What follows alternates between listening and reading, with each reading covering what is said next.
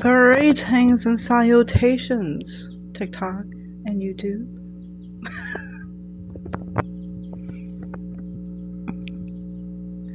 No, I did not just do that.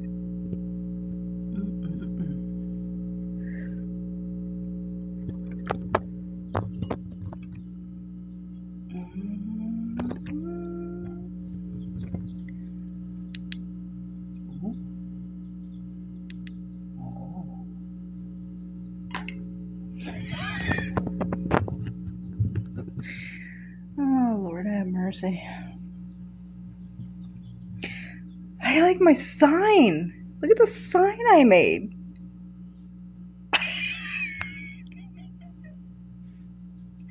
It's an awesome sign, man. Just so everyone knows, making a sign to use on a video is not as easy as you think it is. Because shit's in reverse. You gotta like mirror write that shit. It's a fucking cool sign.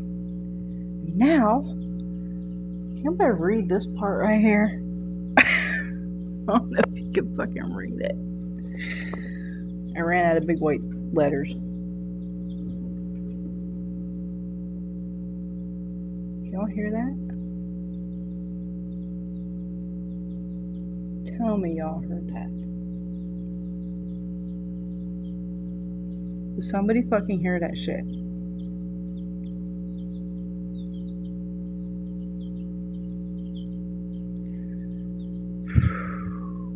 Yeah, you did hear it. I'm telling y'all.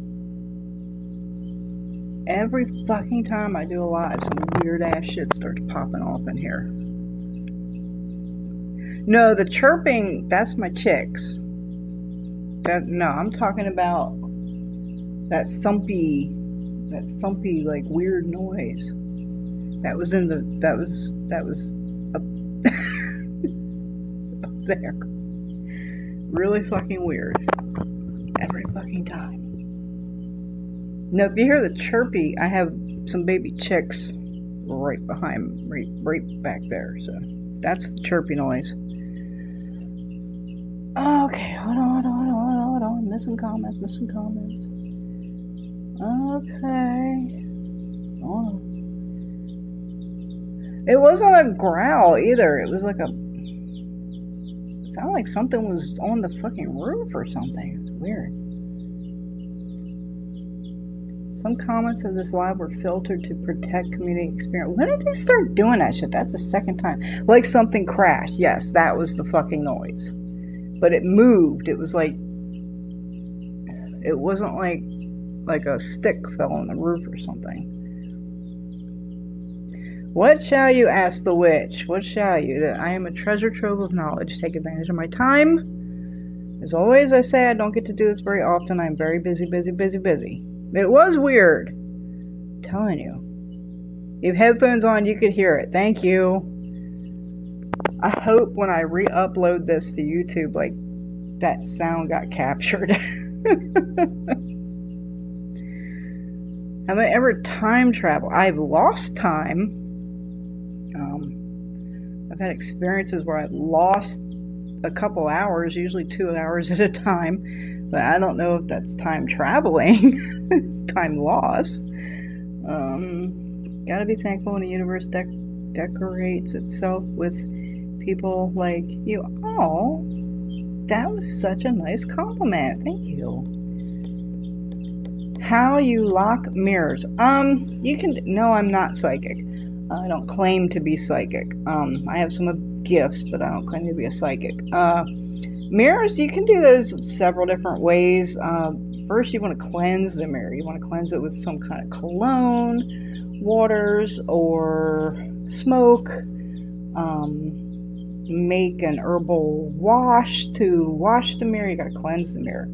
To lock the mirror, well, the way I personally do mine is I use cascarilla, and I just, the back, I either draw 3 crosses on it, or you can draw like a ward or a sigil or something that you made yourself. Put that on the back of the mirror. That's usually pretty good. Now, I will say some mirrors cannot be fixed.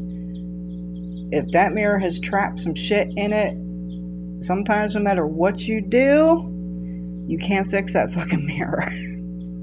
I've had mirrors that were so fucked up, I've actually had to just bury them, like at a church or something, because they were bad, and nothing I did to cleanse it or ward it or lock it or protect it or anything did the trick. So you just gotta get rid of that shit. Hold on, I'm reading questions, scrolling back, hold on.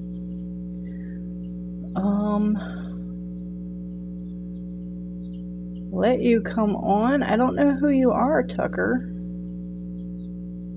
I don't let people come on that I don't know, because I don't know what the fuck you gonna say. I don't know you. I am a fellow witch, and kinda have some questions to another witch. Well, shoot it off. What's your questions? What's a good spell for quick money manifestation? Everybody wants everything to be fucking quick all the time. Should manifest what manifests. Y'all are used to this fast food, fast internet, fast, like, now, fucking reality, when spirit don't work in that fucking reality. Spirit work when it gonna work. It manifests what's gonna manifest. Don't put a time frame on shit. I mean, there's tons of ways you can do fucking money. I make tons of money products. You can do oils, candles, green rice. You can make a bowl. You can use river water and corn. Like, I think on my last live, someone asked me the same question. My main thing about money is like attracts like. So if you want to attract money, use money and use magnetic things and things that are very attractive and drawing, like lodestones, magnetic dirt. But use money, because money attracts money. What's a good... Okay. Keep vibing. The universe is a brighter place when you're doing it. Well, aren't you just full of the compliments? Thank you. What made you decide to be... I didn't decide. This was not a choice. I was born this way. I've always been what I am.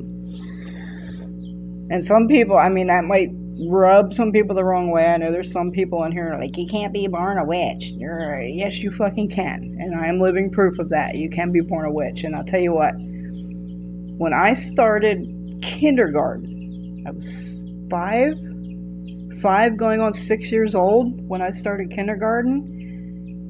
Them little kids knew I was a witch. And this is why I always say, a lion doesn't have to tell you it's a lion. Like, everybody knows it's a fucking lion. You look at it, you know it's a fucking lion. You don't have to dress like a witch for people to know you're a fucking witch. Because if you got the it, you can't hide it. And people know it. Them little kids in kindergarten were calling me a witch before I knew what a witch was. The only thing I knew a witch was, like, Wizard of Oz. Like, that was a witch to me. Like, I didn't even know. They knew. I didn't know. I was born this way. It wasn't a choice. Believe me, it wasn't a fucking choice. I'm especially good with tarot cards. So good, in fact, I got scared and won't use them anymore. You definitely should not be scared of tarot cards. Or even messages that are coming. Some messages are fucking hard. Like some of the shit that comes through in divination is some hard ass fucking shit to work out and deal with. Believe me, I know, but you shouldn't ever be scared. And you shouldn't let that, if you have a gift for that type of divination, you shouldn't let that determine whether or not you're going to touch your cards again. Like, what do they say? A witch shouldn't fear the darkness of the woods, because you should know that you're the biggest, baddest fucking thing in there. Nothing to fear. I'm not feral? Okay. Oh, you're talking about coming on live? I still don't know you. I don't know you, Tucker. I don't know you. Like, I just can't let people be coming on here that I don't know who they are. Like, it'd be different if I'd seen some of your content, or maybe we talked at some point or something, but I don't know you. I don't know you. I can't do that. Julia's over here between me and Kelvin. Okay. I guess you must be talking to someone else. How did I know? I don't know how I knew. I always knew that I wasn't like everybody else. Like, I knew that from the time I had a conscious thought that I was different, that I was different from all these other people. I was doing work at the age of 9 years old and didn't even really know what I was doing. But I was doing it and the shit fucking worked.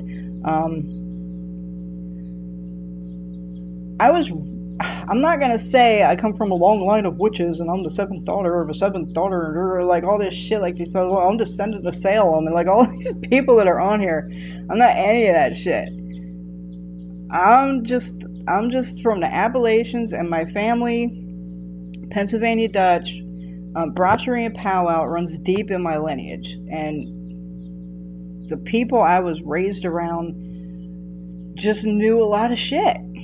And when you're raised in, like, around traditions like that, you don't even call it anything. Like, we didn't call it witchcraft. We didn't call it anything. It's just the way things were done. It's just the way you do things and the way things are. My culture is a lot of superstitions. I grew up, like, with all this.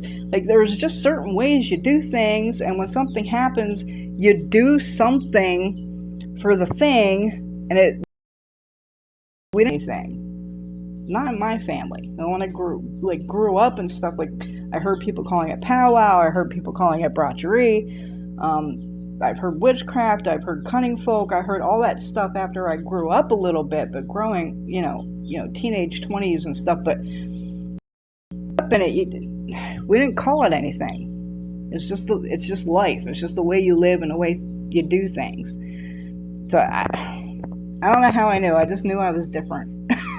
From a very, very, very small, young age. I knew I wasn't like other people. Readings. Read a sign.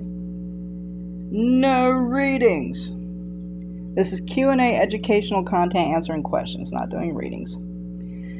How can I keep spirits away? I'm a medium, so they seem... Yeah, I feel you. Believe me, I met a lot of people with the same problem. People like that were like lighthouses to these spirits, and they just, like a moth to the flame, man. I can't go to the store, I can't leave the house, I can't fucking go anywhere. These motherfuckers aren't gonna jump on me or not gonna follow me home. How do you protect yourself from it? You wear a lot of fucking protection when you go out. When you leave your home. Always cover your head. Wear protective jewelry. I have certain things I do with cascaria on my body, on myself, to keep things off of me when I leave my house. It's a problem, and I've met several people that have this problem where you're just really, really attracted to spirits, and they're just like all over you. I go to the store and they throw shit at me just to get my fucking attention. Yeah, every protective thing you can do it. One good little tip I'll give you is always carry something in your bag that you can use in case of an emergency. If you're out somewhere and something does jump on you, or something does want to follow you home or something, like carry some Florida water in your bag, or some cascaria, or some extra special powerful talisman, or something that you can use in that moment to get that off of you and away from you. It's a hard thing to deal with, and I fucking feel you. Okay, you can't really see the no green. I ran out of the white letters.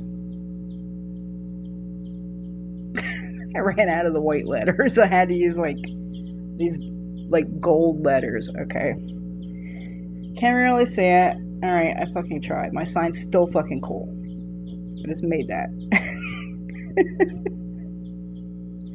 I'm telling you, making a sign to do a video with is not as easy as you think it is, because it's mirror writing. It's like you have to write everything backwards and it's reversed. Like my signs. Too bad you can't see me. Have you ever had experiences with... You're the second person to ask me that on live this week. I don't want to talk about aliens. I've had a ton of experiences with aliens. My husband has had a ton of experience with aliens. But I don't want to talk about aliens because this is witchcraft talk. This is witchcraft talk, not alien talk. Aliens seem to be the big topic nowadays. All over the news and everywhere.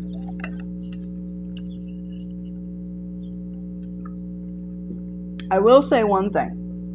The aliens I have experience with are not little green men or the little grays or whatever they call them. I don't know what those are. I've never seen those kind. The kind that I have experience with, if any of y'all ever seen this movie in the 80s called Cocoon,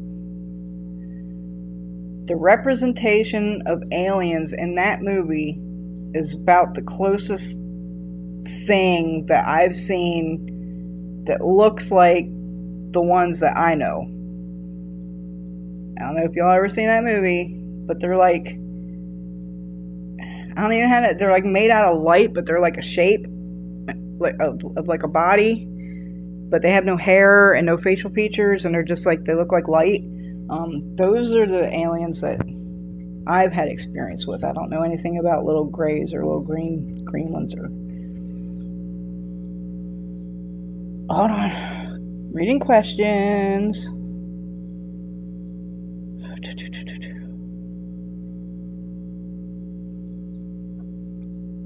Okay. You have also had a ton. Yeah. How do you do a love spell?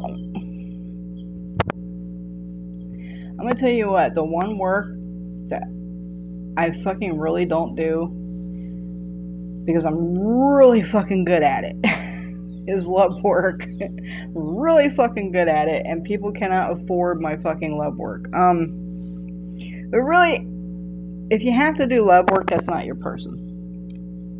Really, it's not your person. And I'm not one of these people that's gonna sit here and go, don't fuck with free will and blah blah blah blah. I'm not saying all that shit. I'm just saying, if you need to do work on someone, that's not your person. You need to go find your person. That's not your person if you need to do work on them.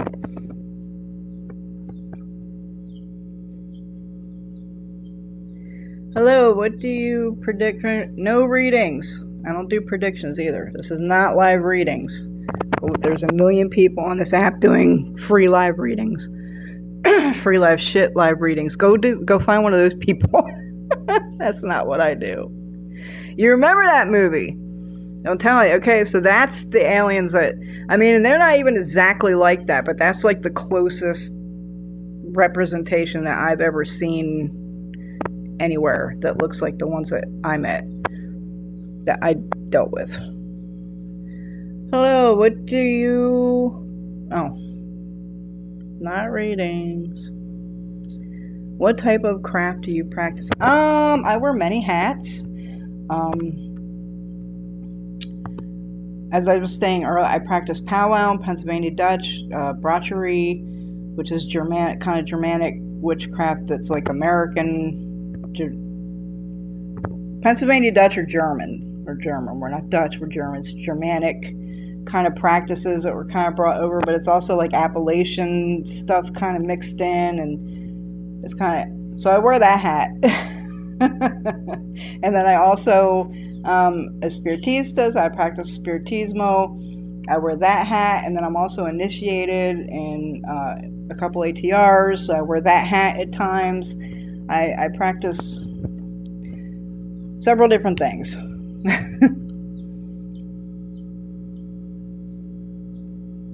100% right. Is there such a thing as a spell to restore your status and reputation? Mostly legal issues. Let me think a second.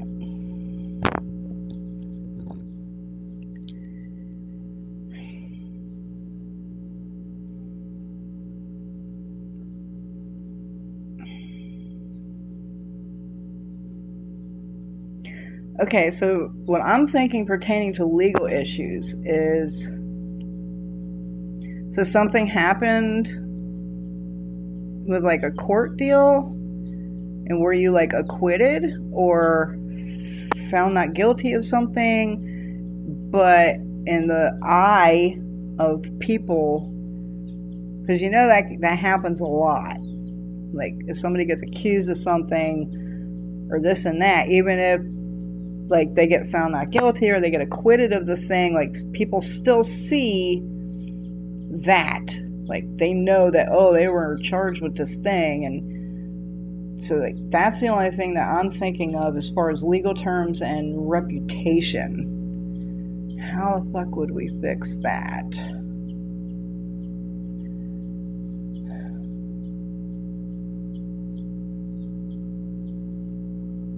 It wouldn't be justice work.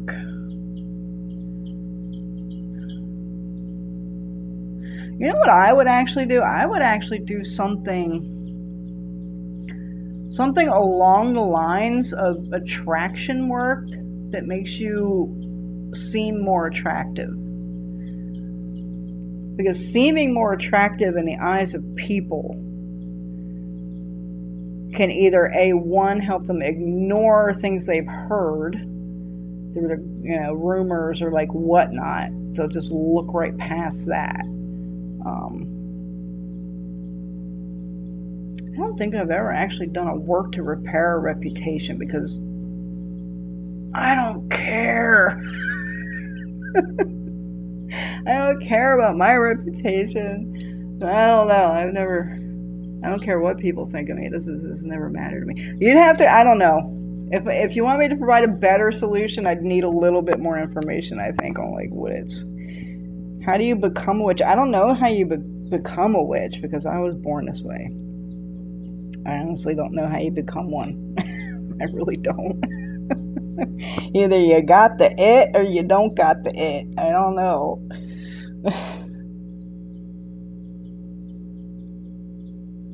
Pennsylvania Dutch, yeah! I was just trying to think of some Pennsylvania. I'm horrible. My family, I guess my great grandfather spoke Pennsylvania Dutch, and all the people that my grandfather and his brother and sister grew up around, like the whole town spoke Pennsylvania Dutch. So everybody spoke Pennsylvania Dutch around them, so they picked it up. But my great grandfather had such a hard time when he came to America because he didn't speak any English.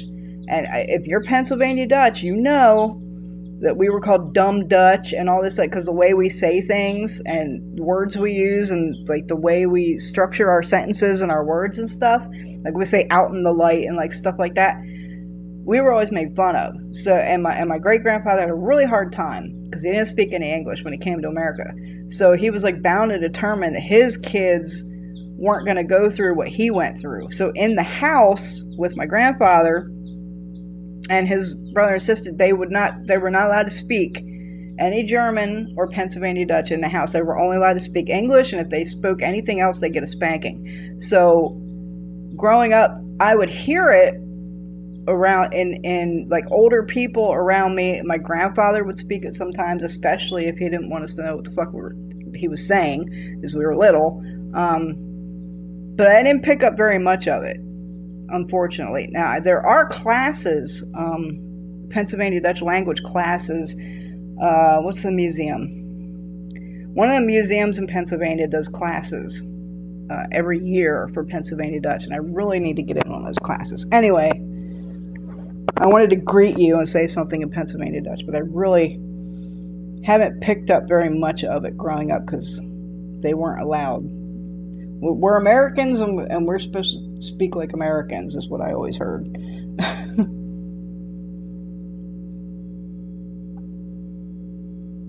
Do you experience spirit walking or even astral dream? No, that is not one of the things.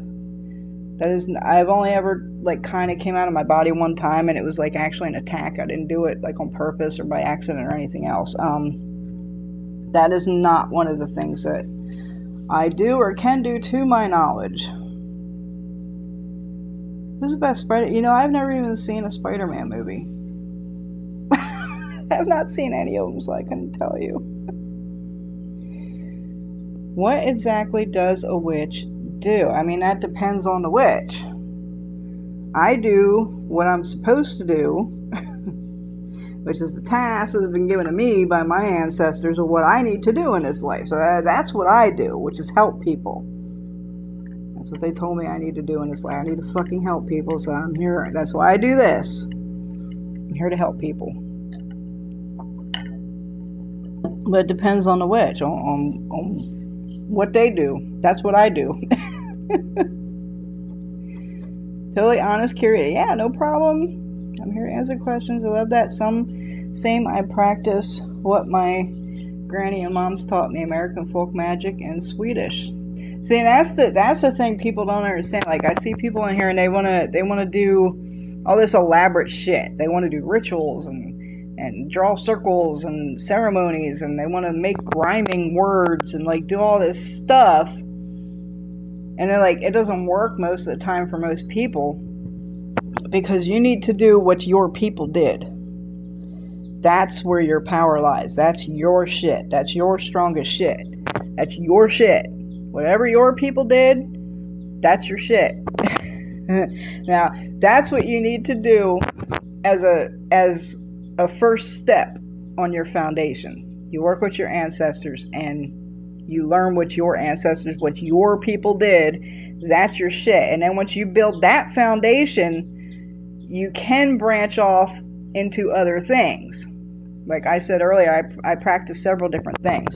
But first, foremost, and number one will always be my Pennsylvania Dutch shit, my brochure.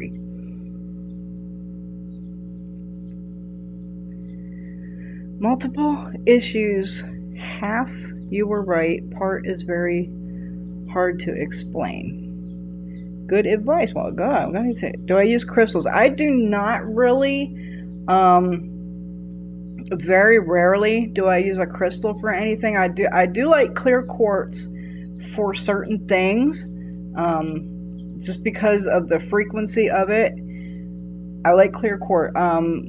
Actually, I do have a piece of moldavite that I wear from time to time and use for certain things. So other than that, no, I do not. I don't use crystals. I just, if I need a rock, I go out and get the rock where I need the rock from. I don't use crystals. You like the way I think? Well, thank you. Can we get some like hearts on here and some likes? Because the more like that happens, the more TikTok puts this in the algorithm. So the more people can come in here and I can help them. How do you know if a spell has been cast on one's self? You would need to either get a reading or do some divination yourself. That's really the only surefire way usually you can tell. Like, you can tell if somebody threw some shit at you if you're having a whole bunch of like accidents and misfortunes and a whole bunch of bad luck or health issues. Like everything's going wrong that can go wrong. You might have some fucking. But see, that's why you need divination. You need to determine if it's witchcraft or if it's like a spirit attachment, because spirit attachments can do all that shit too. So that's like, you really need to do divination or get a reading to find out if something's on you and what it is, if there is in fact something on you. I mean, but preventative maintenance goes a very long way. So if you think someone's throwing witchcraft at you and you don't have a way to actually confirm it, you can still do cleansing. Like, that would never hurt anything. Spiritual maintenance is what I call it. So, cleanse your house, cleanse yourself, take spiritual baths. You should, if you're in this pond, if you're stepping a toe in this, spiritual maintenance and cleansings should be like your regular routine. Like weekly, monthly at minimum. You should be doing spiritual baths, personal cleansings, and cleansing your home, your car, your property. Like, that's just spiritual maintenance. If you're in this ring, yeah, that should be a norm, like, all the time. How do you channel messages from your ancestors Exactly. So I'm not really a channeler. My gifts, I can hear spirit sometimes. I can see spirit sometimes, and sometimes they send me earworms. Sometimes they send me pictures of things or little video, like snippets of things that are going on. But majority of the time, to communicate with my ancestors, I just do divination with them. I either use a pendulum, I use rods because that's my people's shit. You see all these people in here doing these fake rod readings. That's bullshit. Especially if you're not from Appalachian. Appalachian people, rods are our shit. Ooh, lightning bolts. What was that? I got lightning bolts. I've never seen that one before. Divination. I mostly communicate with my ancestors through divination. Now, they can communicate with me in different ways. Like, I can smell shit, see shit, hear shit, earworms, just all kinds of different ways. Sometimes through dreams, but not very often. Once in a while, I just joined. Do you have baby birds? I have chicks. I have a brooder full of chicks right back here behind me. Yeah, there's 6 of them over there right now.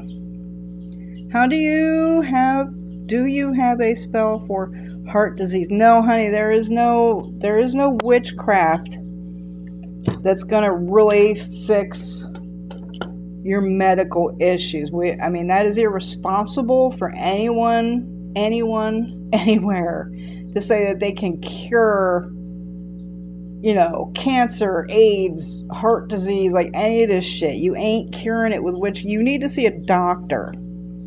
Okay, step 1 is see a doctor. If you need medicine, get on the medicine. Now, after all that is handled, we can work on healing work to help that stuff along. But witchcraft is not going to cure it alone or anything like that. We can give it a push. We can make things a little stronger. We can put stuff out there to heal. But it's not going to cure. You need, medical professional. If anybody tells you they can cure shit with witchcraft, run. Do not walk. Run. Now, things we can do. We can stop bleeding. We can take the heat out of a burn. We can do stuff like that, but we're not curing cancer or anything like that with witchcraft. You love turtles. Turtles are cool. Man, if you see this, am I with the right person? No readings. Can you cast spells? I don't call it casting spells. I call it doing work.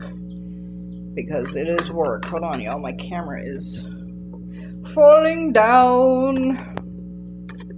Let me fix. Really? That's what you want to do. Hold on. I have all these little things propped up in this jar to hold it in a specific way. Alright.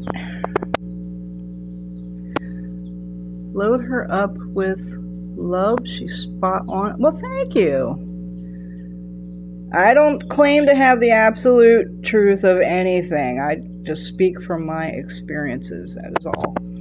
I'm pretty sure I have attachments. They tell me it doesn't matter who they are. That's not a good thing. Yeah, are you doing any kind of cleansing? Mostly love and light? No. If you got spirits around you, they need to tell you who the fuck they are if you don't know who they are. That's not cool. Have you ever casted a death spell? A death spell? I'm gonna say no, I haven't purposefully casted a death spell. I will say that sometimes people die. Even if that wasn't my intent.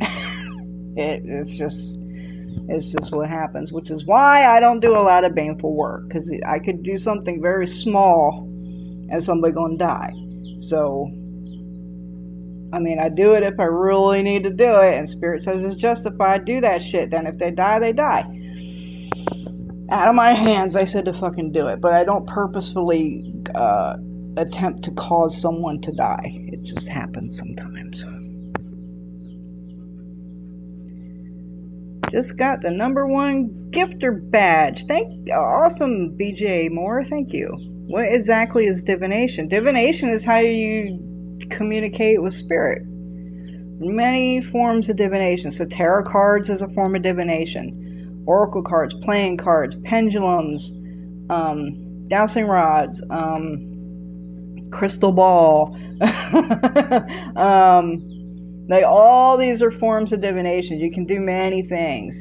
You can use coins. You can use all kinds of things to do divination, but it's all divination. Even a Ouija board could be a form of divination. It's all divination. A rod. Dowsing rods. I don't know if you're familiar with those, but that's the rods I was referring to. Like water. Yeah, like the kind you use for water. People use those as divination tools as well. I use them with my ancestors. Who do I hear all the time? Group of them. Do I have attachment? So just because you're hearing things doesn't mean you have attachment. Like everybody has a spiritual core, and everybody has ancestors. So, yeah, if you're hearing spirits, it doesn't necessarily mean they're attachments. They could be your people, or they could be, your core, your spirit guides or whatever, but they should identify themselves. If you don't know who they are and they won't identify themselves, that's probably leaning towards, probably somebody shouldn't be there.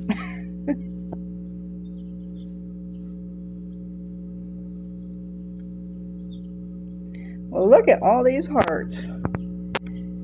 Witchcraft can do nothing. Hey, if it do nothing for you, that's on you. Who do I hear? Do I have attached? So again, they need to identify themselves.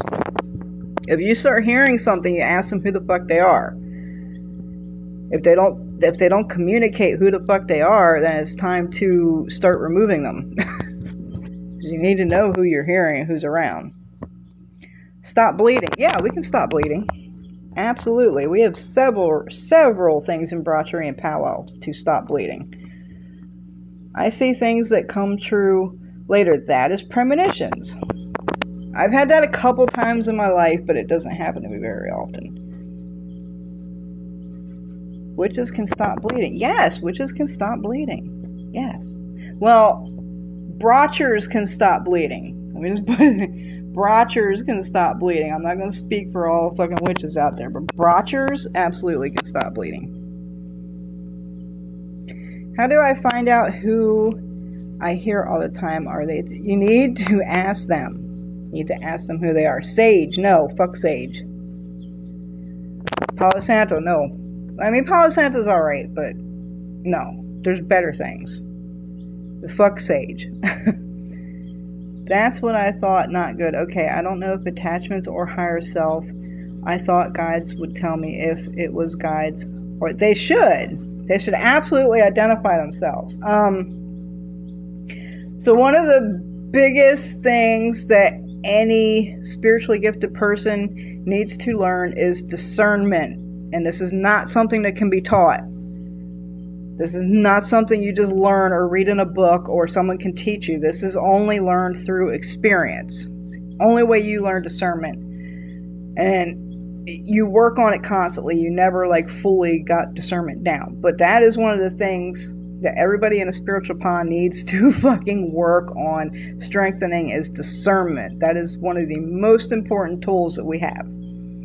You need to be able to discern who's speaking, who's around you, if it's your thoughts or you're actually fucking getting communication from something else, is all discernment. And this is just by experience. You need to learn these things. Can't be taught. But they should absolutely identify themselves. If they don't identify who they are, it's time to get the fuck out.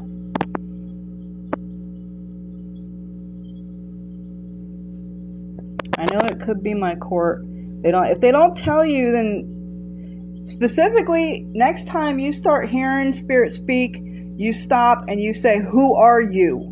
Identify yourself to me. And if they don't fucking identify themselves, they gotta get the fuck out. They gotta go. If they said it doesn't matter, they gotta go. If they will not identify themselves, they gotta go. Time to clean house. He studied to become a wizard. Awesome. There are some amazing documentaries on powwow and Appalachian magic on YouTube. I've actually never seen any of that stuff. Now, there is a movie.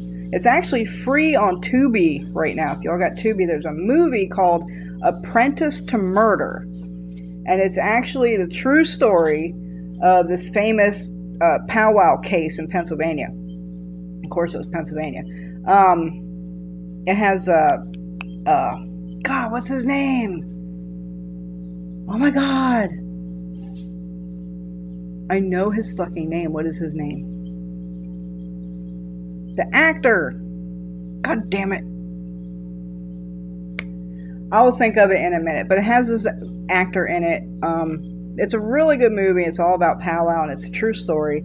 I mean, they fancy things up in the movie. You know what I mean? For like sake, they change the words of things. The hex signs aren't actually real hex signs that they use, but you know how they do that for movies. They change little details of stuff. But the story is a true story. And the things that he does in the movie are things that we actually do in powwow. We just don't use the words or like do it the way he did it, but it's things that we can actually do. Apprentice to Murder. It's free on Tubi right now. It's a really good movie. Oh my God, I just had his name again and I lost it.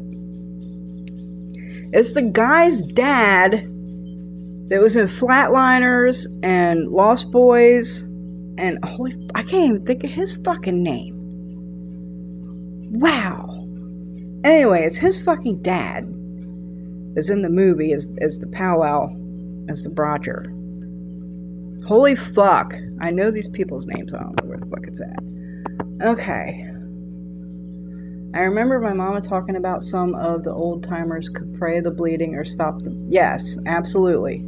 Take the burnout. Absolutely. You grew up in Northeast. That's where I grew up in Pennsylvania. I actually was born and raised on the Appalachian Trail. That was my address in Pennsylvania on the Blue Mountain. I never get a break from them, so I'm definitely getting experience. It's communication. It's no. 7 years you've been hearing them. Again, if they want to identify themselves, you need to clean house.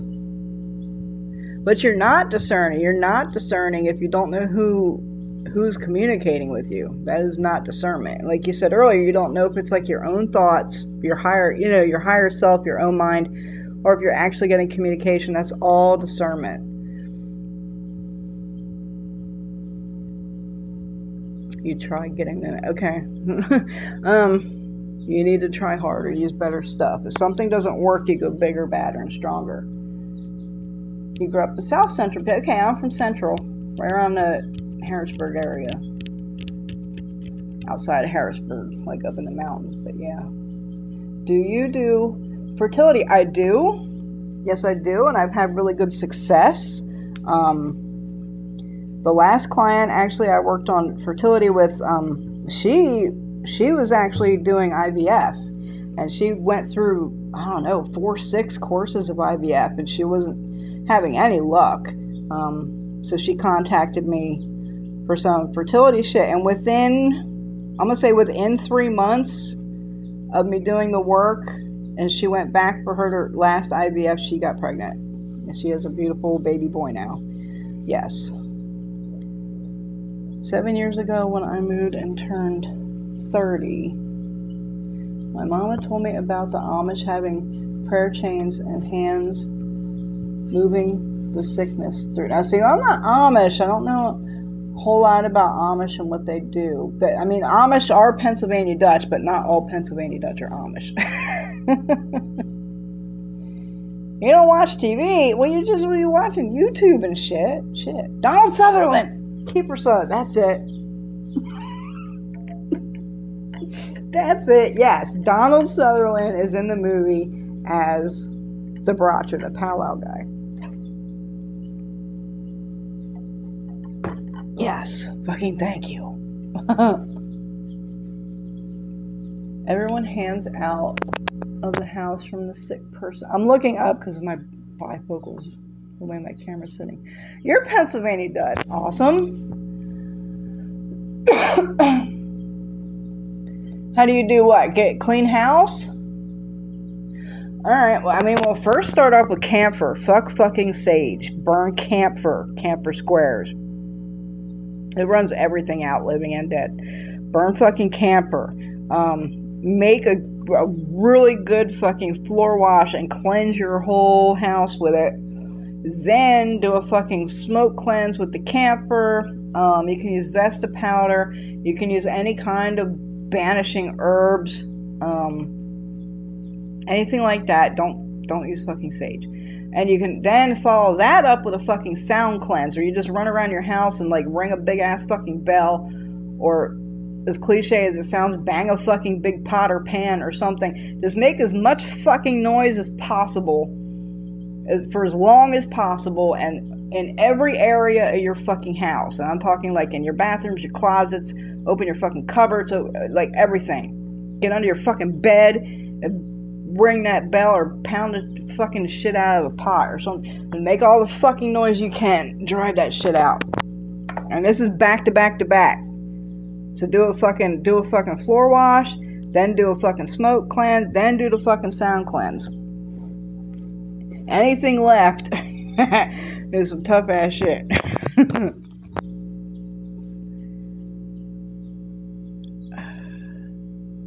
I know it's not my thoughts. That's all I know, okay? Hello from Ohio. Bedford, okay, you got some ink. I got a lot of fucking ink. Am I pregnant? No readings. This is not what we're doing. Do I teach? Yes, I teach. That's what I do. I have classes on my website. I also have a YouTube channel that is many years old, and there's a plethora of years of fucking teaching and knowledge on that YouTube channel. I just started TikTok like a year and a half ago, maybe. I recently found a hagstone. If I wear it, do I need anything specific and anything I could learn? I mean, hagstones are traditionally for viewing. So like you would hold it up to your eye and look through it, which is another form of divination, scrying and stuff. Camphor, yes ma'am, camphor. Were you born in Salem? No, I was born in the Appalachians in Pennsylvania. What if they're human? Oh, to get them out? The camphor will run them out too.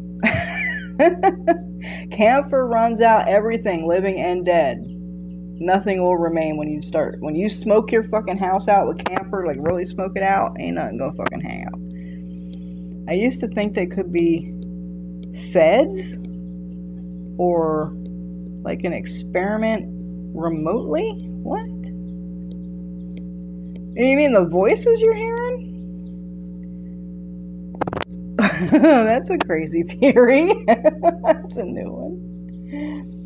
I'm going to have to look up your YouTube. No one I know around I grew up will speak. Yeah, it is a very much dying practice. There's very few powwowers left, which is why I base my entire TikTok channel on Pennsylvania Dutch culture and powwowing, because nobody really talks about it. There aren't many of us left, and it's really a dying tradition, and I don't want to see it die. The YouTube is Primitive Roots Conjure. I am Primitive Roots Conjure on everything, everywhere. On YouTube, on TikTok, on Instagram, on Facebook. My website's Primitive Roots Conjure. Like, everything is Primitive Roots Conjure.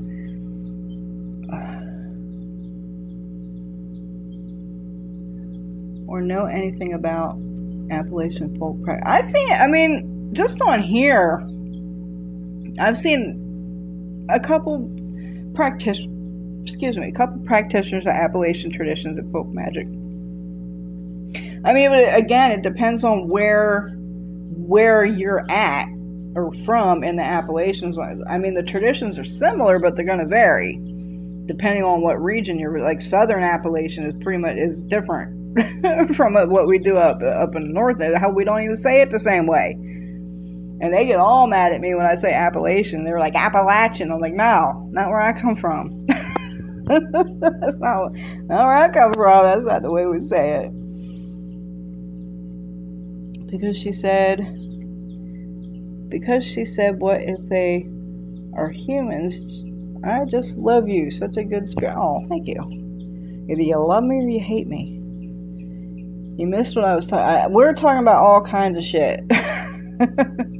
Thank you, because I want to help keep the traditions alive and work with my aunts. That's awesome. I can actually Yoder. I don't know if I don't remember his first name. Hold on.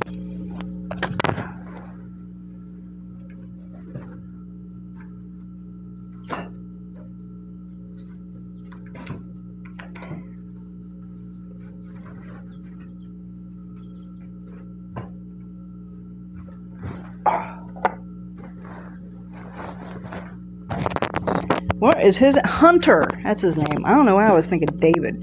Hunter Yoder. He's one of the very few that are still around. He's actually written several books. You probably can't read these or in reverse. So this is Hex Signs, Folktales, and Witchcraft of the Pennsylvania Dutch. Hunter Yoder. This one is Hex Signs and Folk Spirit of the Pennsylvania Dutch. Again, Hunter Yoder. There's that one. I don't remember the author, but there's another book called The Red Church, which is a good one for brochure.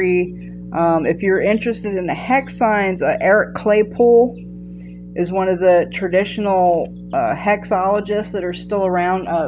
Yoder does hex signs too. But yeah, just like look them up.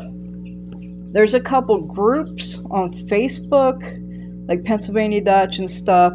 It's not brochure and powwow focused, but that does come up quite often in those Facebook groups, and Hunter Yoder and Eric Claypool are usually in those groups on Facebook.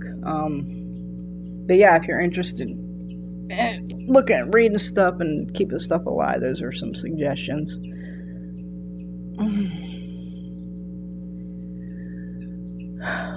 Right, because it was melded based on people, cultures melded in which areas of the mountain. Right, exactly.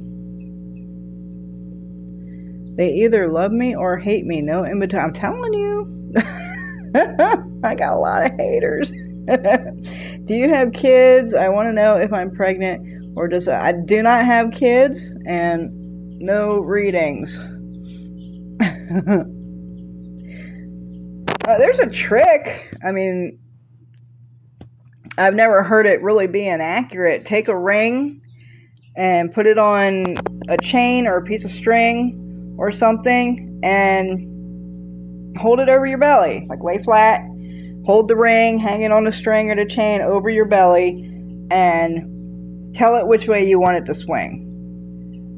So ask if you're pregnant and say, if you're pregnant, swing back and forth. If I'm not pregnant, swing left and right. And whichever way it swings will tell you if you're pregnant. And then if you are pregnant, you can ask if it's a boy or a girl. And that's usually doesn't fail. Hi, Lisa here. Are you able to tell if someone has any form of psychic type capability? I mean, no. I mean, you can tell me what you're experiencing, and I don't know if I can tell you if that's psychic or not. I never claimed to be a psychic. I don't tell anybody I'm psychic. Do you mind explaining the difference of PA Dutch, Appalachian folk magic, powwow, and brochure? I mean, it's all it's all kind of a meld. So brochure and even the folk though. It's all very Bible based. It's all that, but like in powwow we use like 7 books of Moses a lot. Brochure and powwow are just it's the same thing. It's just 2 terms are different for the same thing. Americanized it's called powwow, but in German language, in Pennsylvania Dutch, it'd be called being a brochure or brocherie. It's the same thing. Powwow and brocherie, the same thing. Now, as far as the appellation folk magic,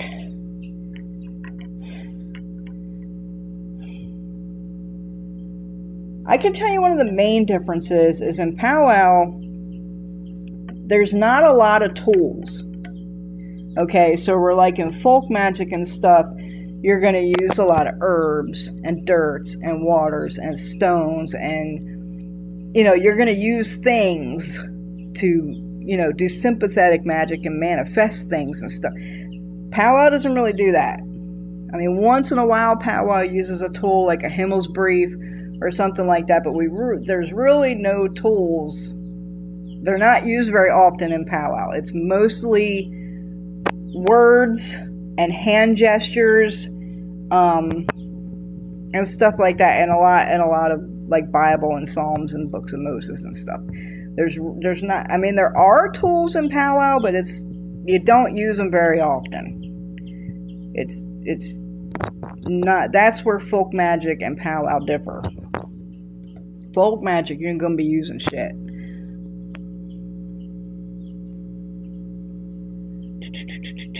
Hold on, I'm scrolling back and reading questions.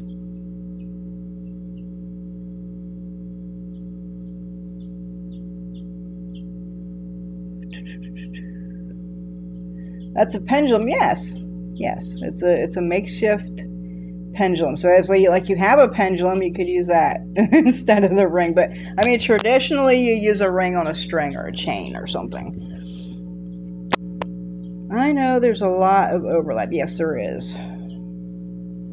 What stone is good to keep bad energies? As I said earlier, I'm not a crystal thumper. I'm not big into crystals. If you want a stone to keep bad energy away, go get a stone from a church, or what type of bad energy. If it's a person, go get a stone from the police department. Like, seriously, I'm serious. I'm not joking. I don't use crystals. If you want a stone, you go get a stone from where you want the stone from to be used for what you wanted to use it for. Use a rock.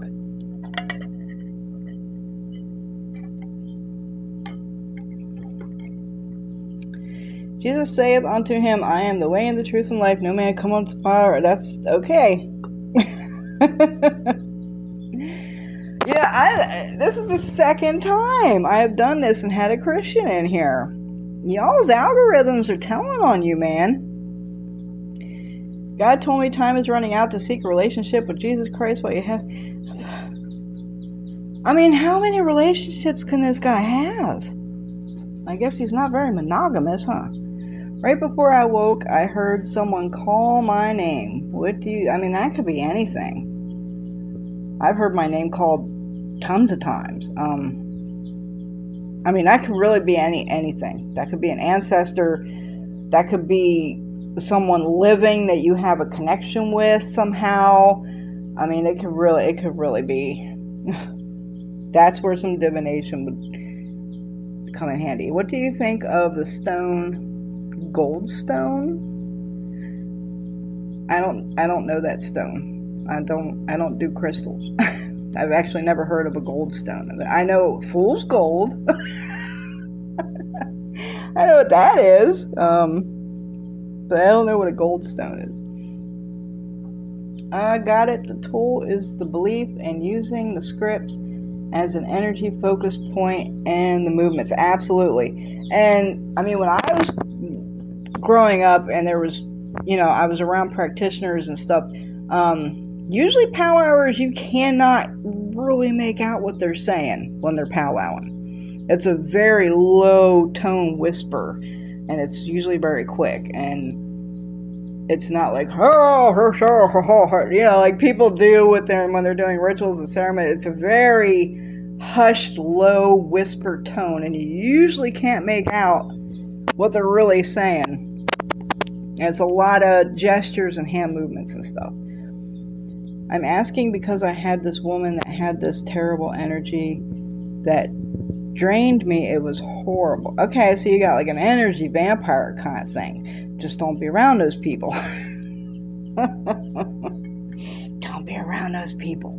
I mean, I wouldn't use a crystal for something like that. I would make something for some sort of protection, or I would make a protection just to keep that person the fuck away from me, period. I wouldn't even be around that person. You worked with her. So yeah, I would make something I would wear so to keep that from happening. Like an under breath murmuring quickly. Yes, exactly. From people that train, you know, I was around it, I experienced it, I've seen that I have been trained, you know. Not that, what do they say? You don't pray publicly. That's like, you know, kind of along the same lines. You don't want people hearing your prayers and things you say. I tried, but she was always saying, yeah, you just need to make something. You need to make something like something you could carry or something you could wear. So you can make it like a talisman, or you could make a necklace. You could make a bag, a pouch, a sachet, something that you would wear or carry. Even an oil. You can make an oil to put on you to keep her the fuck away from you, keep your energy on you and not leaving. You finally quit. It was probably for the best. Honestly, it was probably for the best. For future reference, because that bitch hated my guts for no reason. I would have hot-footed her ass. That definitely sounds like the old timers from my grandparents and great grandparents, how they would. Yeah, how they would, absolutely. There's actually a video on my YouTube channel. Thank you for the rose. About a story that my grandfather told me the last time I seen my grandfather. He never told me this story. My whole life growing up, he didn't tell it to me until I was like in my 30s. But it was the last time I was there, and I think like we kind of knew we weren't really ever going to see each other in person again. So like he told me a lot of shit. So when he was young, when he was real small, he had all these warts all over his hands. Like they were just covered in these warts, he said. And it caused him a lot of problems. Not only did it like his maneuverability, flexibility of his fingers and stuff, but he was embarrassed by it. Like he didn't like the way it looked and everything. So he went down to the little store or something in town one day. He went to get something for like, I don't know, something, butter or some shit. And there was a man in the store, a man he never met before. And the man pulled him aside and he said, do you like your hands looking like that? And my grandpa was like, no, I hate it. I hate, you know, these warts all over my hands. And he told my grandfather to go home and ask permission of his mother to come back down to the store at like 6 o'clock or something. And he told him his name. And my grandpa went home and he told his mom that he met this man, said his name, and that he wanted to go back down to the store, and this guy was going to help him with his warts on his hands or something. Well, my great grandmother was like, you ain't going. She knew who this person was, apparently. Said, you ain't going. And my grandfather was so disappointed, and he was so sad and everything. So, but he didn't go. But he said he woke up the next morning, and all the warts in his hands were gone. And he couldn't believe it. He just couldn't fucking believe it.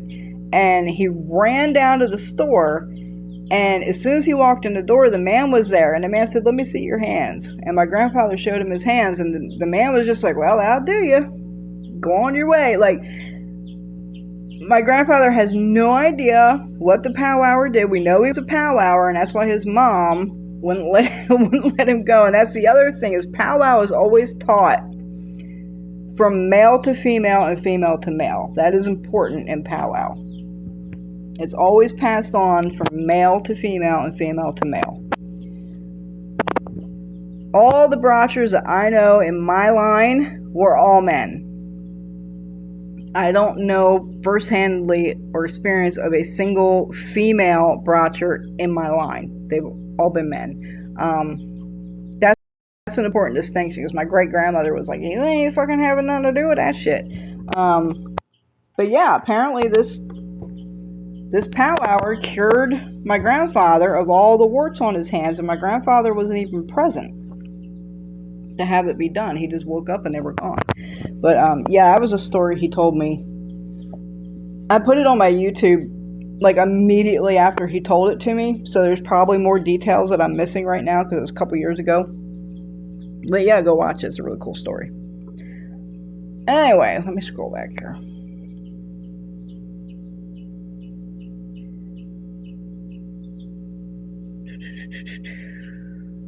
Well, Misty got a #1 gifter badge. That's awesome. Encourage your viewers to share your live, and I'm encouraging my viewers to share my live and invite more friends because TikTok said so.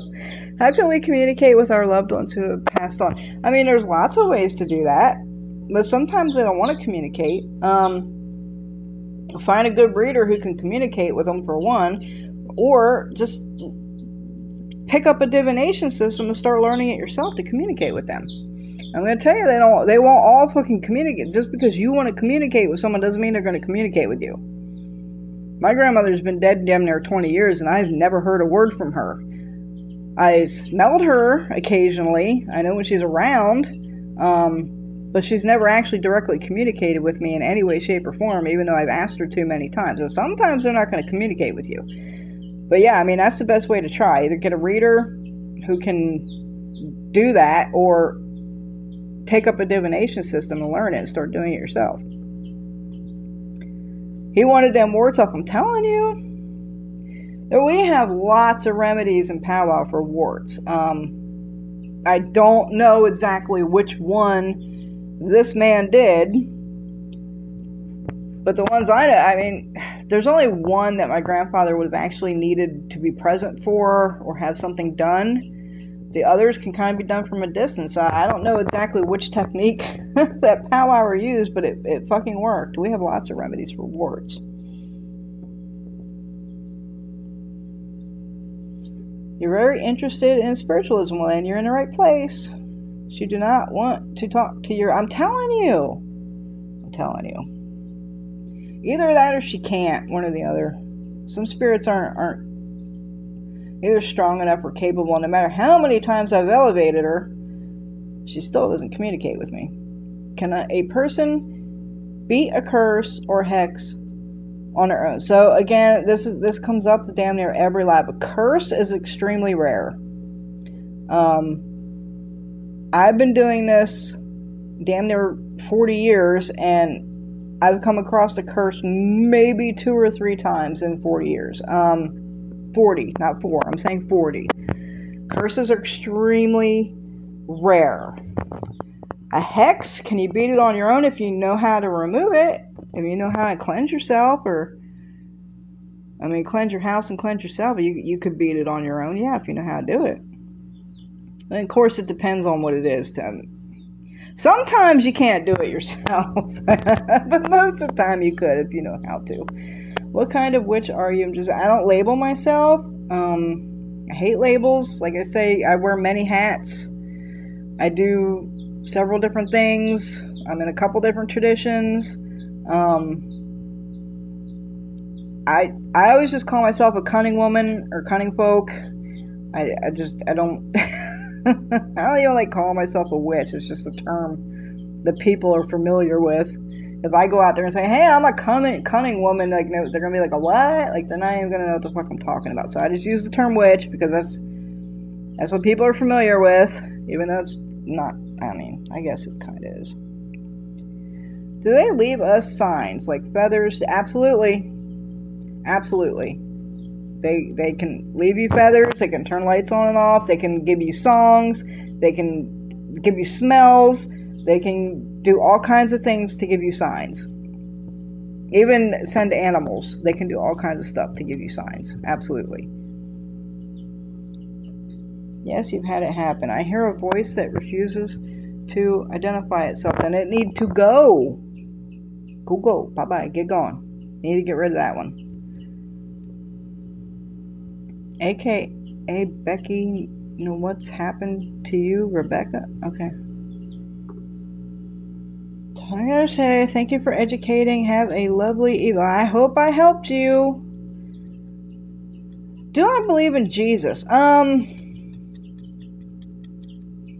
suppose I do, but I don't in a way that he was like the Son of God and all this and that. If I believe in Jesus, I believe he was a man, a remarkable man, probably a really great witch, a great progressive revolutionary. I don't think he was the Son of God or anything like that. Yeah, I suppose I do. Thank you for educating. Having a lovely evening. I mean, we have to have... Yeah.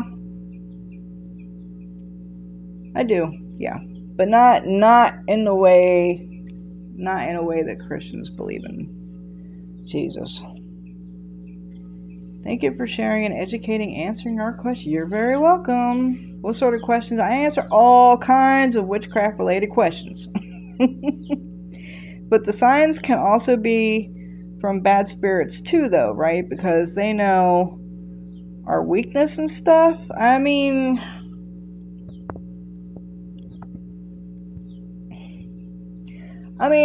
anything's possible.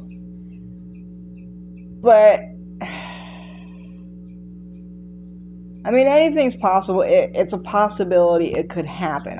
But that would be a lot of trouble for a trickster to go through, just to pull a joke on your ass or something. It's possible it could happen, but the odds of it happening, not very good. If a bad spirit's around, if a trickster's around, there's going to be different signs. They're not going to send you feathers and animals and stuff like that. That'd be a lot of work to go through. Just educating yourself, and hey, that's what I'm here for. Do I have a curse on my life? You need a reading. How do I make it go? The spirit? I went through that earlier. First off, am I a Wiccan? Fuck no.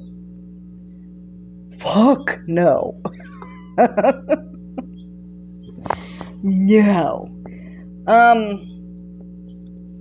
Again, I'm gonna say this because this live is going to be uploaded to my YouTube channel after the live is over. So I don't want to repeatedly answer the same questions over and over and over again, because when people are watching it on YouTube, it's just going to be like the same answer repeated to the same question over and over again. So I don't like doing that. So if I've already answered a question previously on the live, I will tell you to refer to my YouTube channel where this video will be uploaded to for your answer. To get rid of spirits, I've already gone through that earlier. But I will tell you, the first thing you're going to want to do is smoke your house out with camphor. Burn camphor. That's the number one thing you want to do to cleanse your house out. There's a whole bunch more things you can do, which is on this live previously, which will be on YouTube. Because I had a single bulb turn on and off 2 times in one day, and that was really that could be a trickster spirit, Or it could be, I got ones that like to turn my TV on all the time.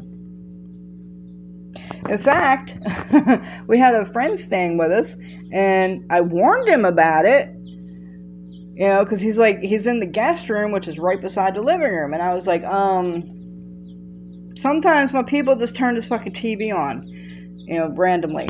And he was like, whatever, and he went to bed. Well, I'll be down at, 3, 4 o'clock in the morning, because when they turn the TV on, they don't just turn the TV on. They turn it on with, like, the volume at full fucking blast. And I have a surround sound system. So when they turn the TV on with the surround sound on, it's like it's vibrating and shaking everything because it's so fucking loud. Well, it shook him out of bed at, like, 3 o'clock in the fucking morning. And he was like, okay, I fucking believe you. I mean, they do shit like that. It could be a trickster. It could be your people just trying to get your fucking attention. But yes, they can turn lights on and off. They can fuck with electronics. They can do all kinds of shit. But you need to do divination to figure out if it's your people or if it's like some rando fucking trickster spirit or some shit fucking with you. Discernment, as I talked about earlier.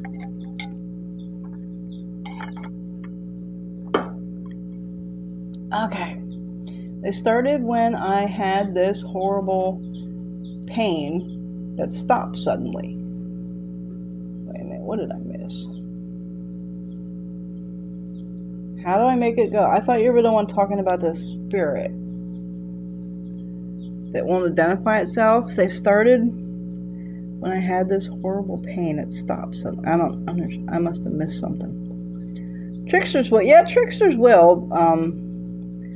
What are the signs of tricksters being around? Things just won't be quite right. Like, if you're used to your spirits being one way, or doing certain things, or answering things in a particular way, if there's a trickster trying to imitate them, or make you believe that they are who you're talking to, or whatnot, it'll be different from what you're used to, or the way your spirits normally communicate. I don't want to give too much away about personal things, the way my people communicate, but it'll be different. Okay, so for example,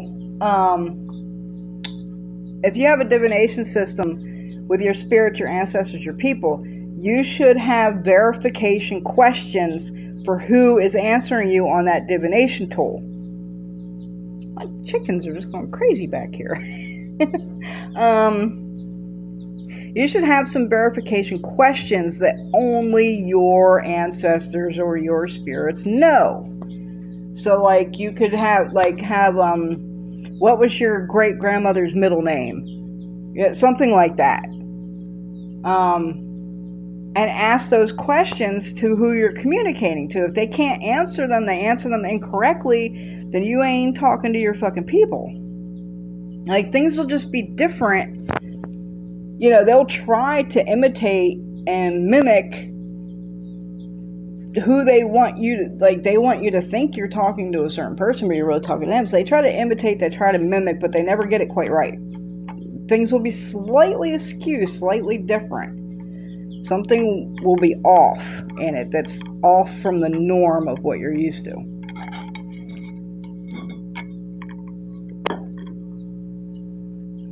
Always have verification questions. I have 3 to 5 that, if I think that my shit might have been hijacked, or there's like a rando spirit, using my shit, I got verification questions, and I ask the questions. If they don't get them the fuck right, then I start cleansing my house and getting them the fuck out.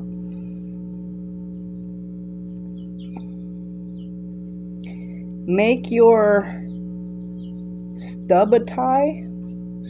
Make you stub your toe. I mean, yeah, you gotta start having little accidents, little misfortunes. I mean, a toe stubbing spirit wouldn't be that much of a threat, though.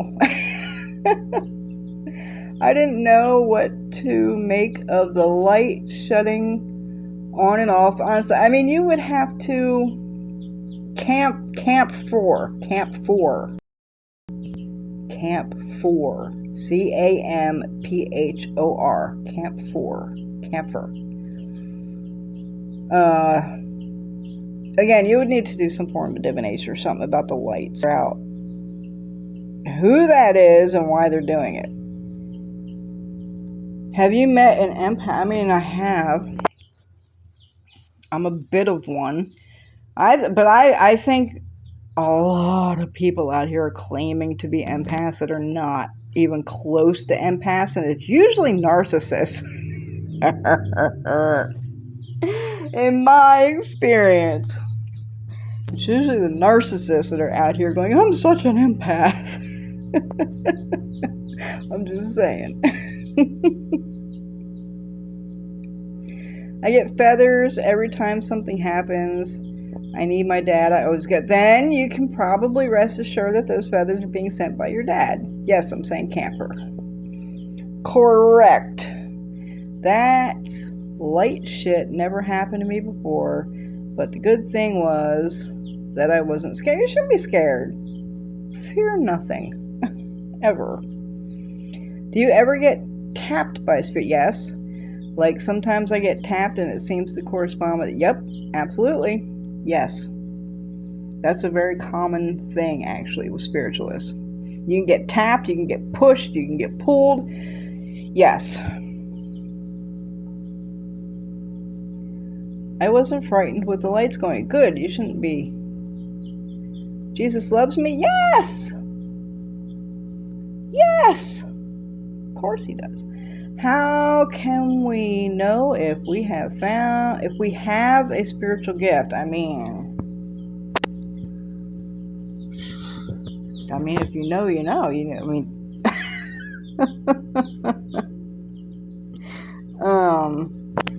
Seeing is believing.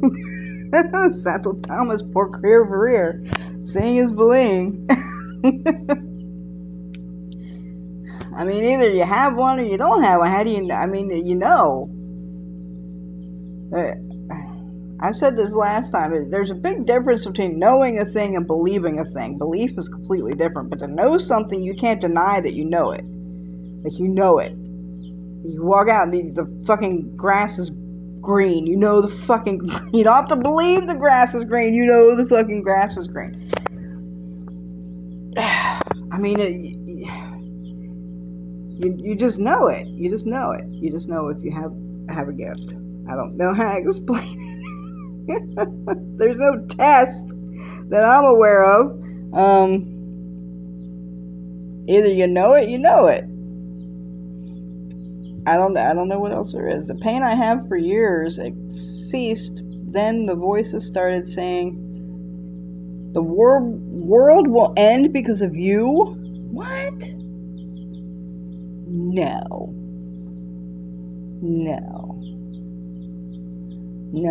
I'd be doing some massive fucking cleansing. No. Spirit shouldn't be telling you anything even remotely like that. If I feel bad vibes in my apartment or feel bad vibes, I tell them to get... I mean, that's all well and good. Forceful pushing the energy, get the fuck out, can go a long way, but not... I mean, it doesn't work in all situations, most definitely, but it's a good start. How do you... I mean, I've yelled at spirits, and they fucking listen. They fucking listen sometimes. I had an apartment once, and we just moved in, and the first 3 days after we moved in, I woke up every morning and my freezer door was hanging wide the fuck open, and my food was going bad, and I knew it wasn't me, and I knew the refrigerator was sealing tightly, like I knew it wasn't just randomly just popping open or something. 3 days in a row, like immediately the first night we moved in, it started. So after the third day, I got mad, and I was like, alright, whoever the fuck is opening my freezer, I acknowledge you. I know you're here. We live here now. Can we live harmoniously? Stop opening my fucking freezer because you're making my food go bad and I can't afford to go buy more food. And it never happened again. So yes, I mean, you can absolutely forcefully fucking yell at spirits and tell them some shit, and sometimes they'll listen. Not in all cases, but it's a good start. How do you have a spill removed from 62 years ago? A spill? I don't understand that question. I confront the bad vibes or spirit and cast them the fuck out. Is that good? Yes, it's good. It's good to confront. I'm just going to tell you, it doesn't work in every situation. It can work. It can work in some situations. And I'm not going to say, that they're going to hit the road and be like, bye for it, but they might quit fucking with you, and they might quit fucking with shit. It just doesn't work in all situations, but it can work in some. So spirits are outside of you, not inside, putting thoughts in your head. Yeah, I mean, unless you're getting mounted and ridden or something, no, there's no spirits in you. They're around you, putting thoughts in your head. And they're not in you. I mean, when it comes to ancestors, I mean, technically, they kind of are in you because they're your blood and your DNA, and you're built from their bodies, and you are your ancestors. I mean, technically, your ancestors are, you. So they kind of are in you, but not as in like your ancestor spirit is inside you. Not in that kind of sense. Yeah, unless you're getting actually like mounted or ridden or something, yeah, spirits are outside of you. And even most that time, they're just, they're just hanging on your back or something. They don't like go inside your body. How did you start to understand spirit? I don't feel like I understand what they're saying. Do your ears ring a lot? It's discernment. It's just practice discernment. And I'll tell you the best lesson one of my elders told me, and it's gonna sound really fucking mean, but it is what it is. Sit down, shut the fuck up, and listen. That's how you learn. Sit down, you shut the fuck up, and you listen. And I'm not saying meditate. I mean, you can meditate if you want to meditate, but you don't have to fucking meditate. Just sit down, shut the fuck up, and listen. That's how you start learning what they're saying without divination. I mean, if you really want to be 100% sure positive what the messages you're receiving, use divination. So, show us that your sign, that it's actually ask a witch and not ask a person weird trinkets. What? Is that English?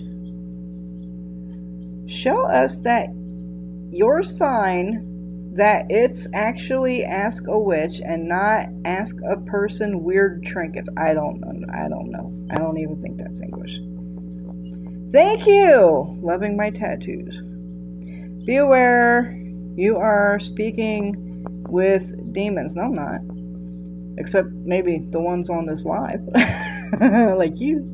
Did they did hundreds of different ways. Constant torment. What did I miss now? Spirits are outside you, putting thoughts in your head. Okay, so spirits are sending you thoughts and this constant torment, then you need to remove those spirits. You need to run them out. I asked that because they said they could possess me. Yeah, no, those are bad. That's bad. That's malicious. You need to get them the fuck gone. Like, for real. No. Spirits should not be telling you anything even remotely like that. No. That's bad. Those are malicious. You need to get them the fuck gone. Big time. You lost your dad, and I am so sorry for your loss. That is very recent as well. I'm sorry. Can they use your lips to speak to you? If you're fully mounted.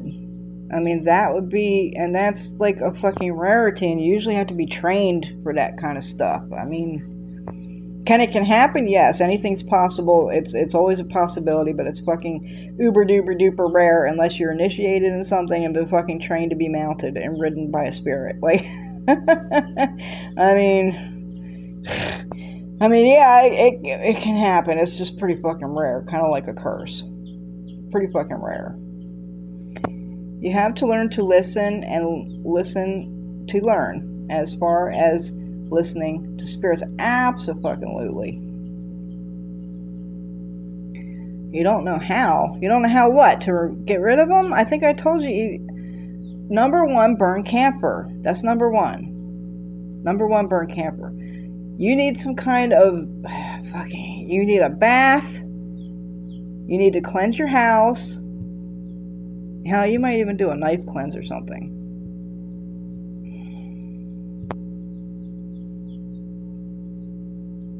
I usually don't do stuff for people without a reading, but I am fully fucking booked up. I mean, through the end of the year, for the foreseeable future. I book far in advance, which is why I don't get to do these lives very often. I'm really fucking busy.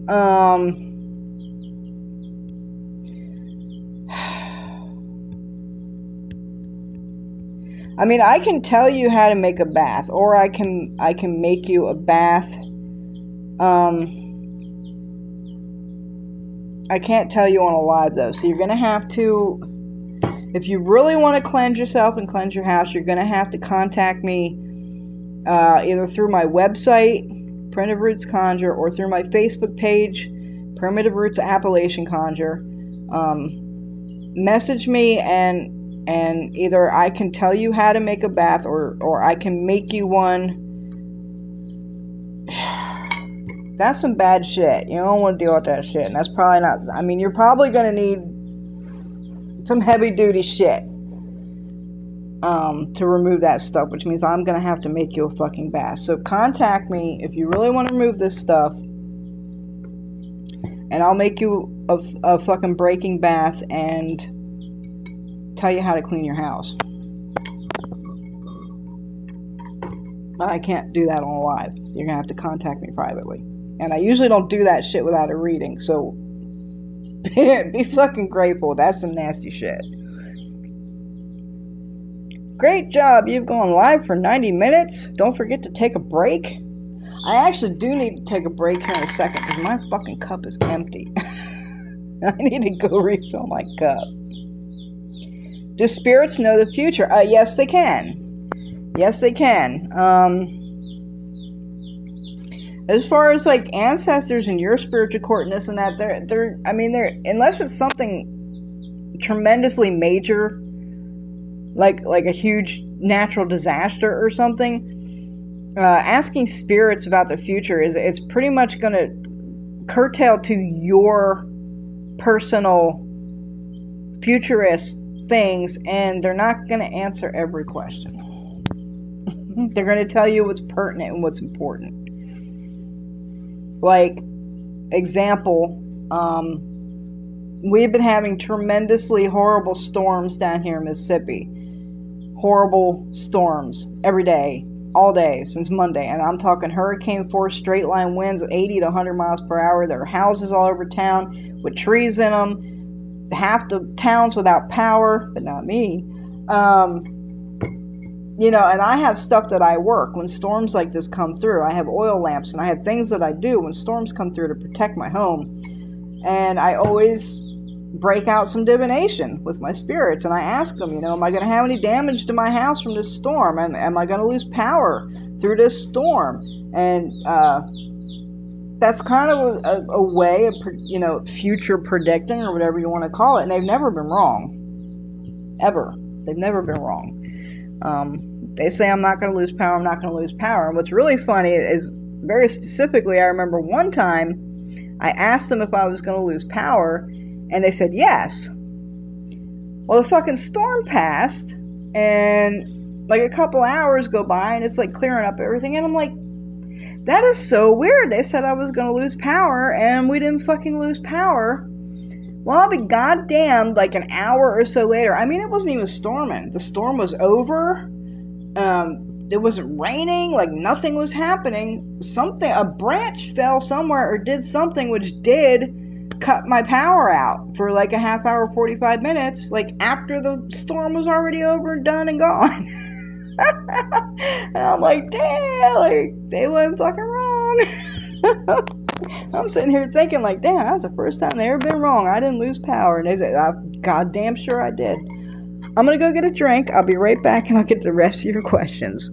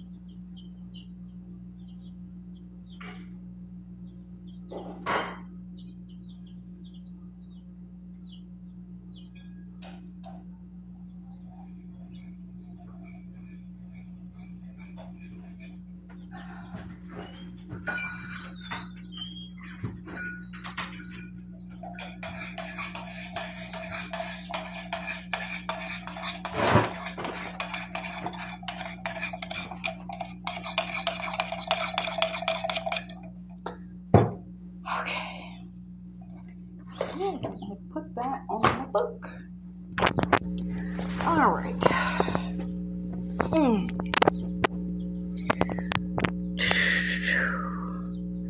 Can feeling energy from people, good or bad, is that a form of spirituality? Yes, it is. What I would say is that's a form of being intuitive. To be able to feel like you can walk in, like read the room, like to feel people's energy and stuff that's around. Yeah, that's a way of being intuitive. Absolutely. What makes a witch a witch? I'm Christian, but I like to do non-harmful spells and seances. I mean, there's absolutely Christian witches. Absolutely. What makes a witch a witch? I don't know what makes a witch a witch. I really fucking being able, having the ability to manipulate energies, having the ability to manipulate spirits and energies in any way, certain form, I guess that's a witch. If you can move the energy and if you can manipulate things and you can, work with spirits and shit, then you're a witch. And there's absolutely Christian witches. Absolutely. Very valid. Spirits are in all time. Yes. Am I a Christian witch or a spiritual Christian? I mean, it depends on what you can do. Depends on what you can do. They use my lips. Well, you're being ridden then, honey. You need to contact me privately. You need to contact me privately. We'll work on that. But it's all about what frequency you are on and what you focus on. Am I a good witch or a bad witch? I'm both. I'm any damn type I want to be at the time. I try to be good most of the time, though. And when I'm bad, it's always justified. So, I mean, that's good too. So, I don't know. If you acknowledge evil spirits in your presence, they will be? What's that mean? I feel as if my perception of people has gotten more evident and clear to me as I've got. Absolutely, your abilities will get stronger as you get older. Yes.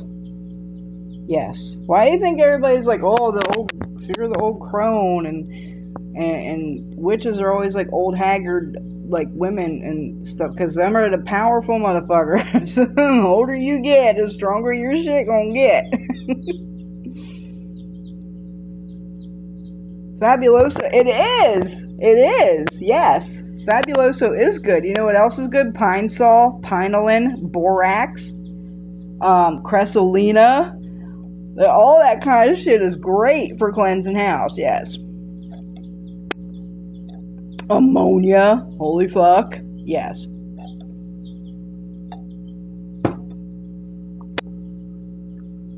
Fabuloso is good, believe it or not. What if your trailer falls in your sister? I don't have a sister, I'm an only child. House would be clean and smell great. I'm telling you, Fabuloso does fucking work. I mean, I'm gonna throw some shit in with it. I'm not gonna use like just Fabuloso, but it's a great ingredient. Take on people. What's your perception now that you're older? I don't like people. I meant in a sense of feeling good and bad intentions are. Yes, that is a form of intuitiveness. Yes. That's like an extension of that gut feeling, right? So like, it's an extension of that. It's a form of intuitiveness, yes. So you have hope. Good. So never lose hope.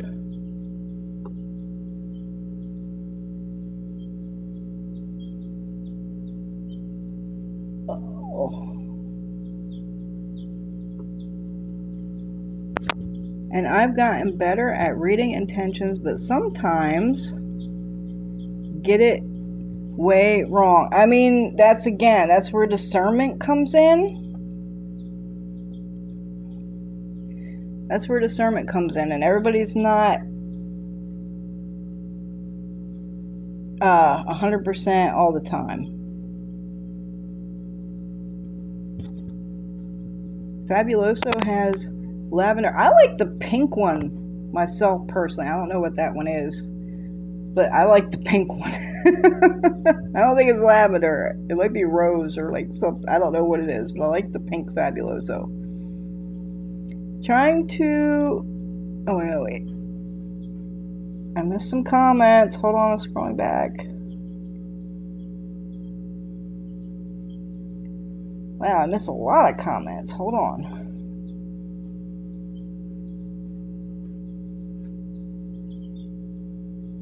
Gotten better at reading intentions.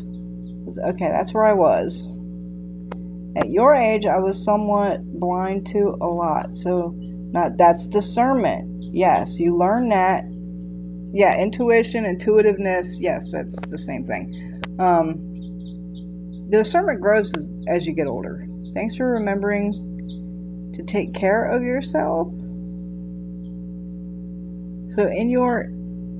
So your intuition will improve, I think, with age.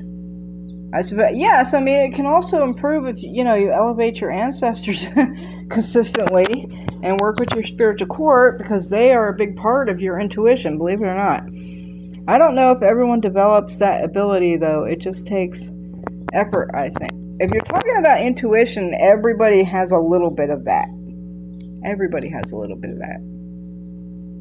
You watched me last weekend. So very cool. Awesome. I don't think it was last weekend, was it? I thought it was a weekday, but I could be wrong, because my days just... I'm always so busy, I never know what the fuck day it is. I know this is Saturday, though. Like, I know that. Okay, I never realized it when I was younger. Good things, and something just won't let me go there. Please help. Wait a minute. Trying to manifest good things, and something just won't let you get there? Have you done any road opening? Because there could be obstacles. I know Fabuloso has lavender. Are you like a Fabuloso employee or something? You said that like 20 times. I know. I like the pink one. I'm so, like, everybody uses lavender for everything on here, and I'm sick of it. Fuck lavender. Actually, I like the pink Fabuloso. Does everyone have intuition? Yes, to some extent. Everybody has it a little bit. Now, whether or not they listen to it or not, or they acknowledge it or not, that's on them. But I think every human being has at least a little bit of intuition in some manner. Everybody has like that gut feeling, at minimum.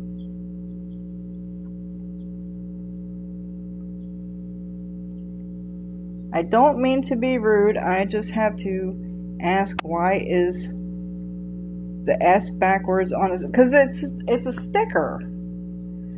Like, it has a sticky on one side of the back, and there's no way to flip an S. The sign is backwards. You guys realize, to make it read correctly on a camera, you have to write it in mirror. You have to write everything backwards. Yeah, that was some skill right there. So the S, I couldn't flip it. It's a sticker, and I couldn't turn it, to the not sticky side to flip the S around. So the S is backwards. The Q is backwards too. Because again, same thing, I couldn't flip it. Is it true if you wish bad on someone, it comes back to you? I mean, it depends on why you're wishing bad on them. If it's justified, then no. Universal law of balance and justice. If it's justified, it's not going to come back on you. If you're just being, an envious, bad, evil eye person, then yeah, it could definitely come back on you. Is it true? I didn't say it 20 times. My phone or your phone must have it. No, I'm scrolling this chat and I've seen the lavender Fabuloso like 3 or 4 times. Like, scrolling through. You live on Lavender Road? Oh. 100% believe that. Okay. Be to not wish bad.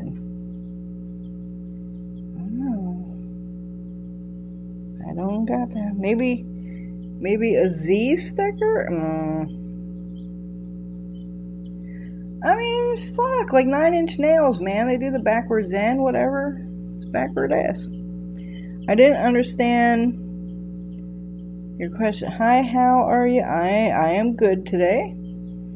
The wishing bad is completely, absolutely justified. No envy or anything. Then you should be good to go. Do I do deity work? I work with spirits. I work with a lot of spirits. I work with some saints. I mean, I don't call them deities. Call them many things, but I don't call them deities. I don't know. So give me some info, please. Can I ask you questions? You're a witch. I need to know what I can... Anything that is not readings. No readings. Not doing readings. It's like general educational information. Good to know about wishing bad. Yes, there's universal laws. There are universal laws. Absolutely, justice is a universal law. Universal justice, and balance is a universal law. Everything must be balanced. And that's, I mean, when I say universal, I mean fucking universal, like gravity. It's fucking universal. If your shit is justified, You shouldn't have anything to worry about, but you better make sure it's justified. That's all I got to say. Okay, I'm reading questions. I ask because I'm a beginner witch, but I don't want to get into deities, and don't. You gotta work with deities. Work with your ancestors. They're better than deities, in my opinion, anyway. What's the best crystal for a Capricorn? I don't do crystals either. I don't do crystals. I don't do tarot. I don't do dream interpretation. And there's a couple things that I don't. It's not my forte. So I don't do that. If I need a rock, I go get the rock from where I need the rock from. I don't fuck with crystals. Do spirits want to eat, drink, smoke through you? I mean, they can. Again, if you're being mounted or ridden, they can. Usually, they just want some of their own. So, you just give them some. Now, the smoking, you kind of, you gotta light that shit. You gotta puff a little bit, maybe blow it, for them or something.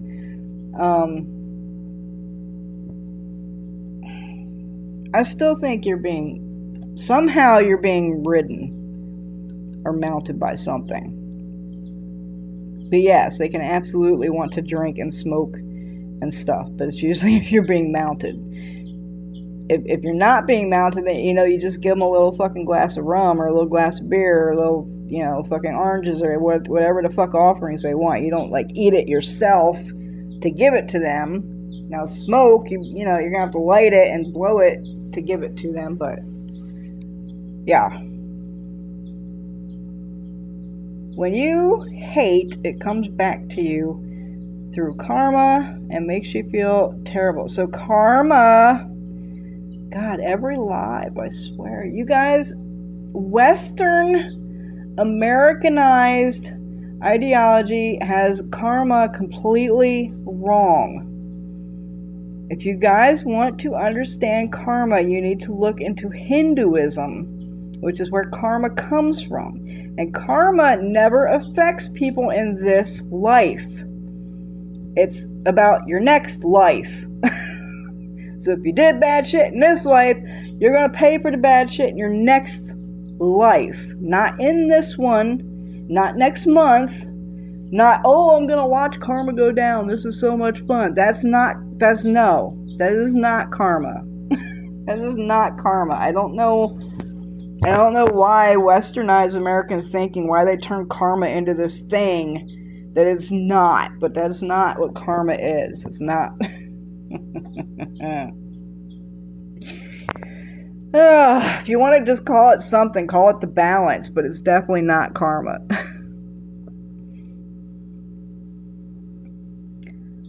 Are they dead? Or who dead? The spirits? I mean, yeah. It's totally justified. Bitch brought it upon herself. Then fucking go for it. Then go for it. Go for it. How do I know my daughter is a witch? How do you know if your daughter's a witch?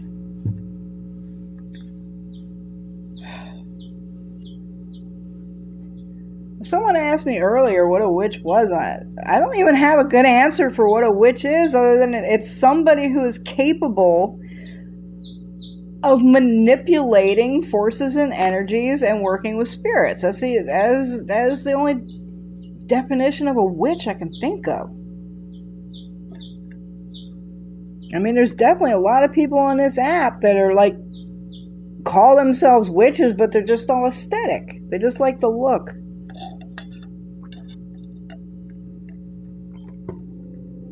I mean, you could know if your daughter's practicing witchcraft by the things that she has or around, or, you know, does she have books on witchcraft? Does she have a lot of crystals? Does she own some divination tools? Does she keep a lot of herbs around? Does she collect jars like a fucking fanatic? We do love our jars. I got shelves and shelves of fucking jars out here, empty jars. I can't tell you how to know if your daughter's a witch unless she's like literally manifesting things in front of you. But you can know if she's practicing witchcraft. Don't question what's a deity. A deity is a god, or a lesser god, like a lower god. Yeah, that's all a deity is. And there's millions of them. It's just a god. Do you not believe in the power of crystals and tarot? I am not big on crystals. I think I said earlier, clear quartz. I like that shit. I use it sometimes. Moldavite definitely has some shit, but that shit comes from like fucking outer space or shit. Other than that, no, I don't really fuck with crystals. And tarot, not my thing. I'm not a card junkie. Now, I do own some tarot cards because I have a particular spirit that likes the tarot cards, and she likes me to use them with her. But other than that, I don't read cards. I don't read them for clients, and I don't fuck with them unless that spirit like literally throws the fucking deck at me. Like, no, that's not really my things. Okay, I don't hate. I hate when people talk shit about something they know. Okay, not a dumb question. Like a god or goddess. Yeah, it's like a god, or, I mean, there's like levels. I think most people consider deities to be a lesser god. So it's like, example, if like Zeus is like the ultimate god, right? In Greek tradition, mythology, practice, you know, ancient Greece, if Zeus is like the ultimate god, then the other gods are deities. They're like slightly lesser gods. Okay? Like, follow me like that. So like oh my god, in Norse, like Odin, right? Odin's like the ultimate god, like the big daddy, big god. And then you have like Loki and Freya and like all these other gods that are like deities. They're like slightly lesser gods. All right, does that help you understand a little bit?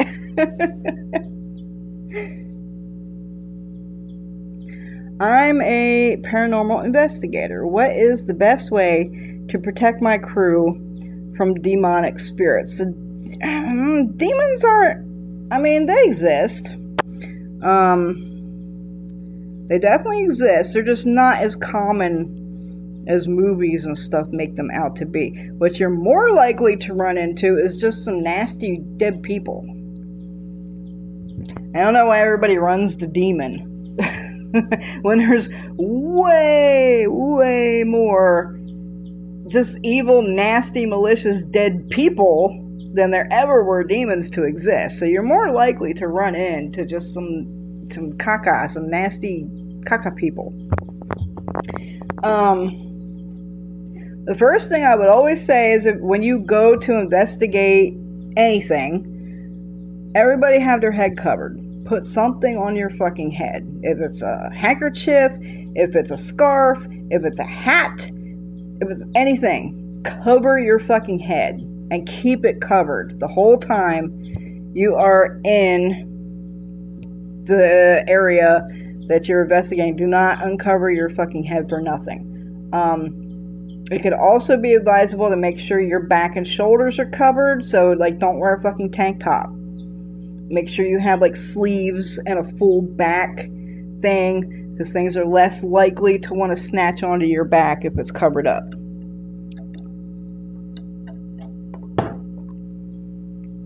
Beyond that, there's lots of things you can carry. You can carry cascarilla. You can wear cascarilla. You can bring spiritual colognes like Florida water, Marapi Sargwe, Quitamounticion. You can carry those things with you.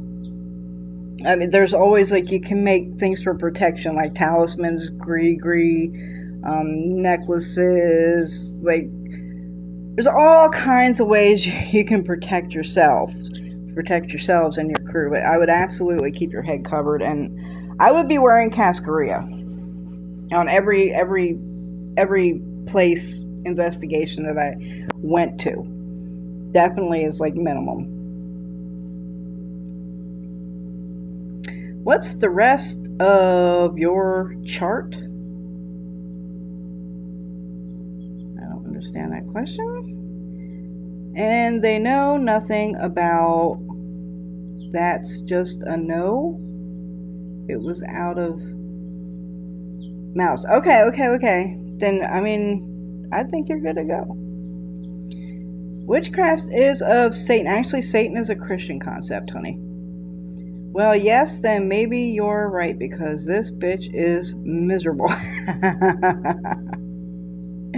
You know, misery loves company. You know, miserable people, I tend to generally let them the fuck alone, unless, because they're already suffering, they're already fucking miserable. Like, how much more miserable are you gonna make their lives when they're already fucking miserable? Unless they really do something to fuck me over, or fuck me up or something, I tend to usually let miserable people just be fucking miserable. Like, they're already fucking miserable. Now, on certain occasions, miserable people have really screwed me over, so you know, I always say, if I ain't bleeding, we ain't beefing. So, I mean, if you ain't either hurt my money, hurt my family, or fucking hurt me in some fucking, you know, if I ain't bleeding, we ain't beefing. I don't, you know, fuck with no small petty shit. You gotta really fucking fuck me over, do something for me to do anything. Especially to a miserable person, because they're already fucking miserable. Okay, I'm not sure. I don't know how to figure out my birthday. Oh, your chart. I mean, they got apps, and I don't really do birth chart things either, honey. Yeah, I mean, there's apps and stuff online that help you make birth charts, like, that you could use. I don't really do that. There's people that specialize in birth charts and stuff, but that's not me.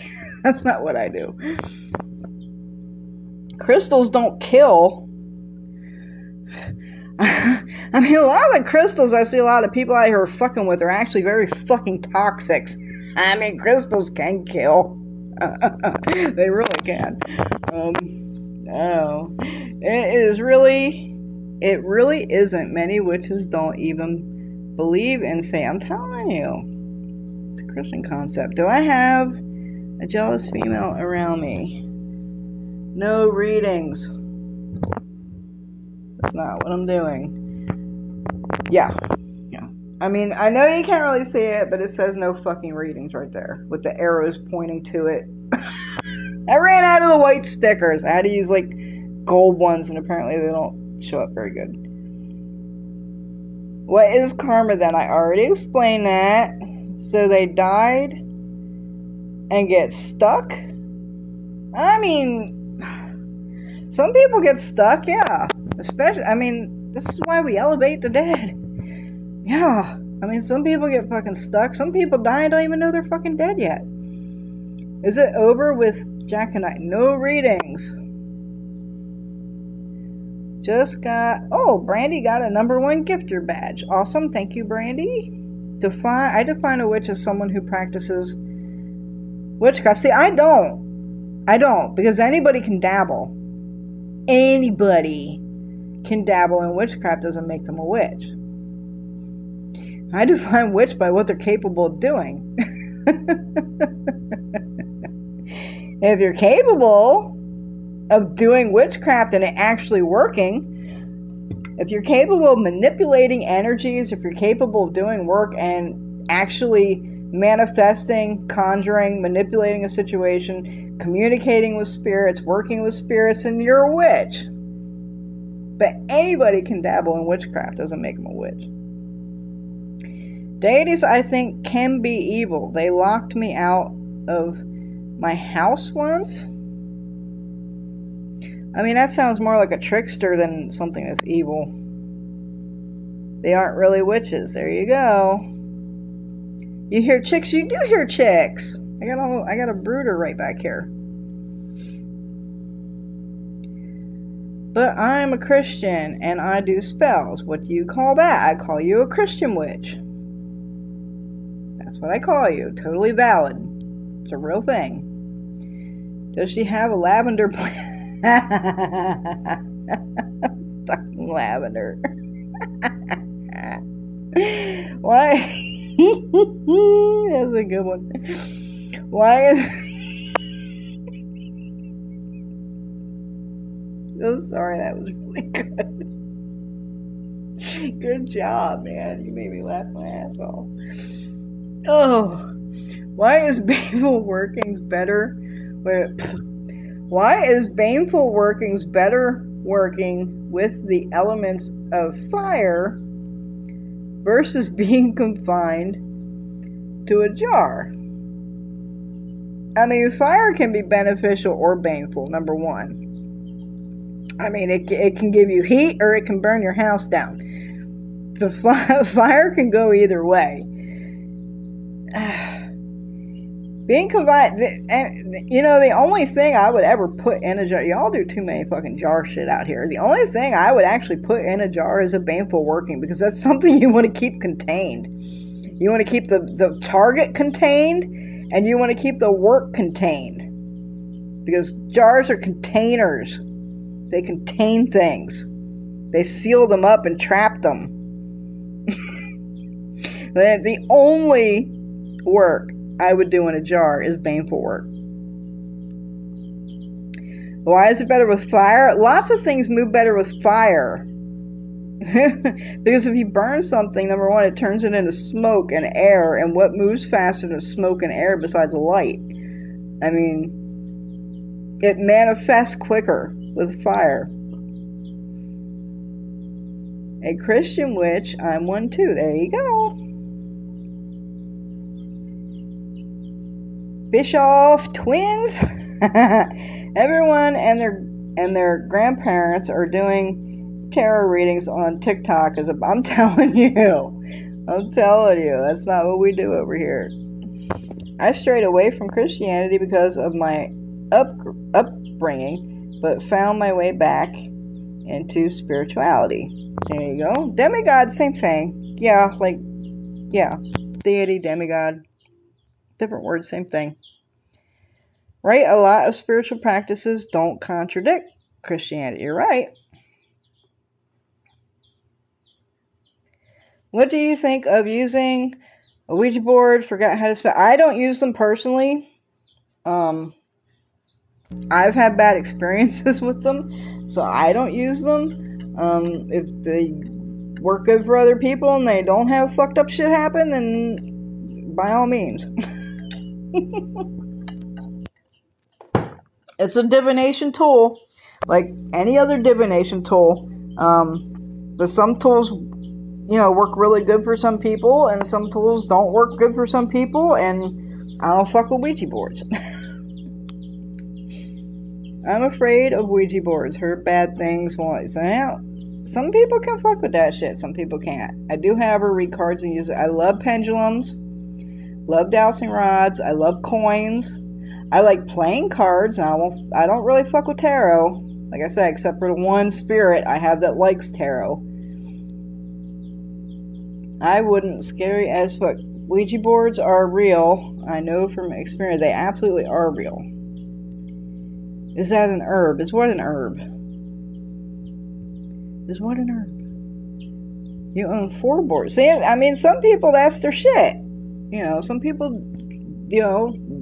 have really good divination with Ouija boards. It's one of the different tools, because different people mesh with different shit. I used my brother's necklace with his ashes in it as a pendulum to communicate with. That's awesome.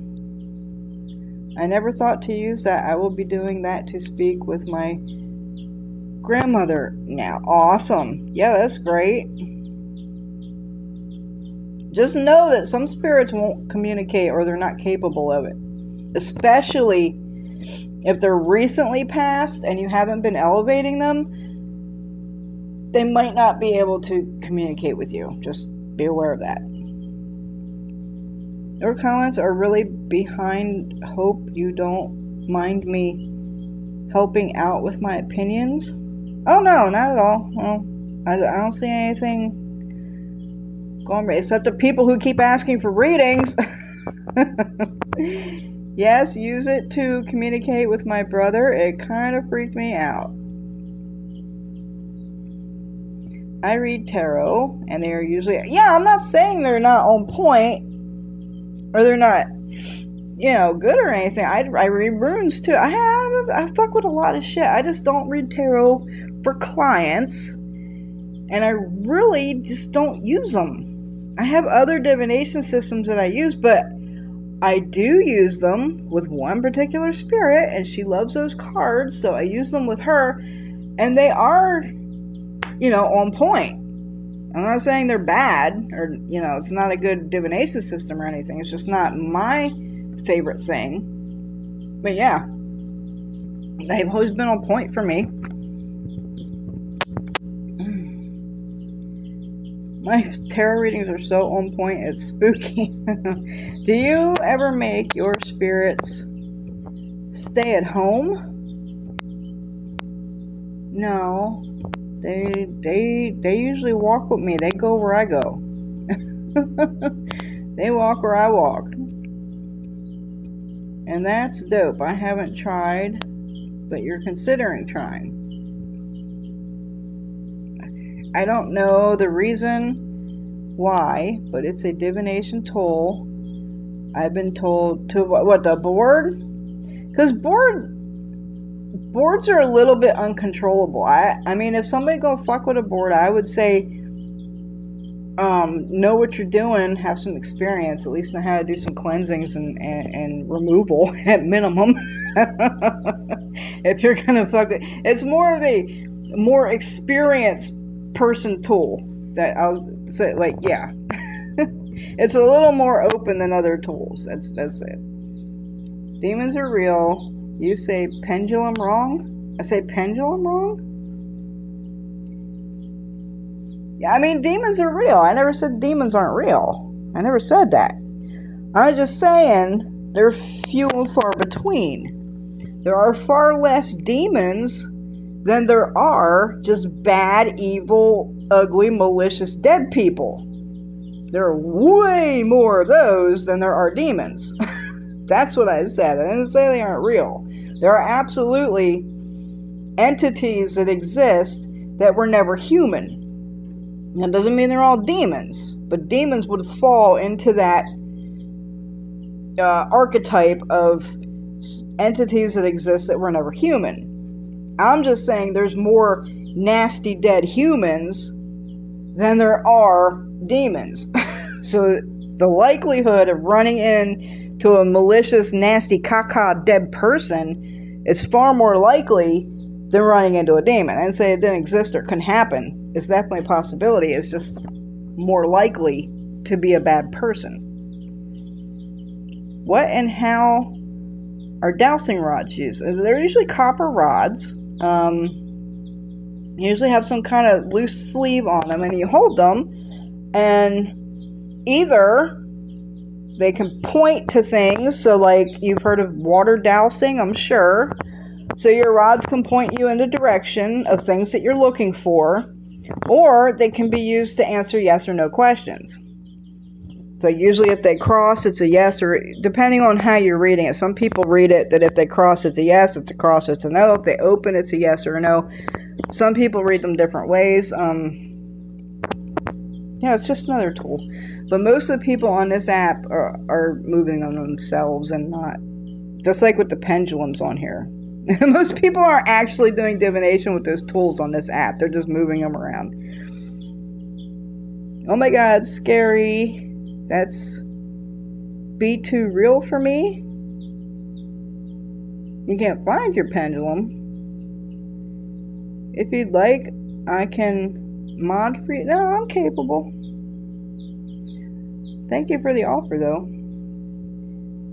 Do you answer yes or no? This is not no readings. I will answer yes or no to a teaching question. I can't read tarot, oracle. Yes, try, but so everybody has their different tools that vibe and jive with what they are doing. Like tarot's not my thing. I jive with, dowsing rods and other things, and some people don't even know what those are. That's why there's different tools, because people jive with different shit. There's scrying, too. I mean, there's all kinds of scrying, and I'm sure everybody's familiar with the crystal ball. But you can water scry, you can black mirror scry, there's all kinds of scrying. Someone was talking earlier about a hagstone. That's another form of scrying. There are all kinds of divination, all kinds. Some people do fire scrying. There's all kinds of ways to divine with things.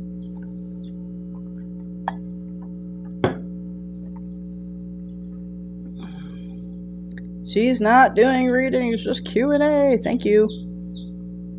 What's a mod? A mod is a moderator. I thought, but wasn't sure. Demons can warp your sense of reality. I mean, yeah, they can. Do you train rods like you do a pendulum? I mean, usually spirit... That baby's being loud over there. What's the matter, baby? Y'all hear that chicky chick? Wonder if they ate all their food. I can't see in the bowl. They should be sleeping right now. Christ, it is almost 3 o'clock in the morning. What you doing awake? Peepee peeps? I don't know why he's being so loud.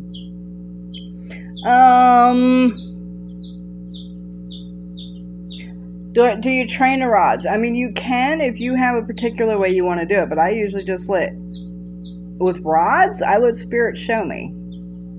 If you first get rods, you just hold them, you ask the spirit, show me yes. It's either going to cross or it's going to open. And that's going to be your yes with your spirits. And no would be the opposite of that. I don't train my pendulum either. I just use pendulum boards. Give me 1 second. I need to check these babies' food because they're being really loud.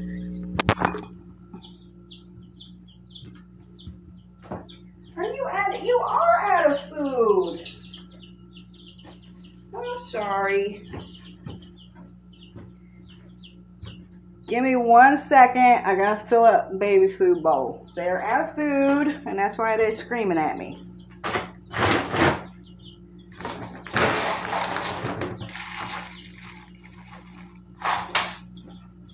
I told you Daddy didn't give you enough food.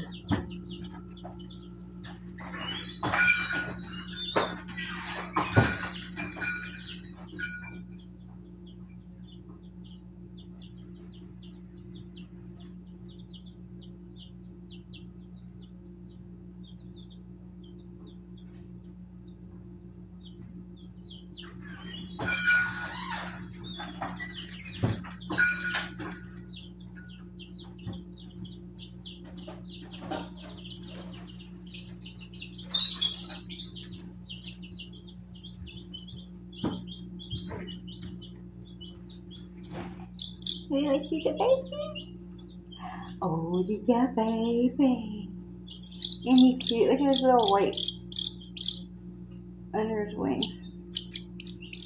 You just got cute baby. I got 6 babies right now. Hey, go eat.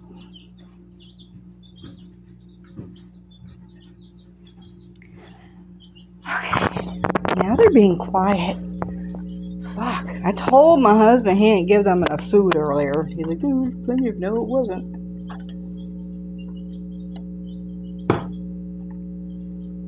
Oh, and my hen's still sitting on more eggs. Okay.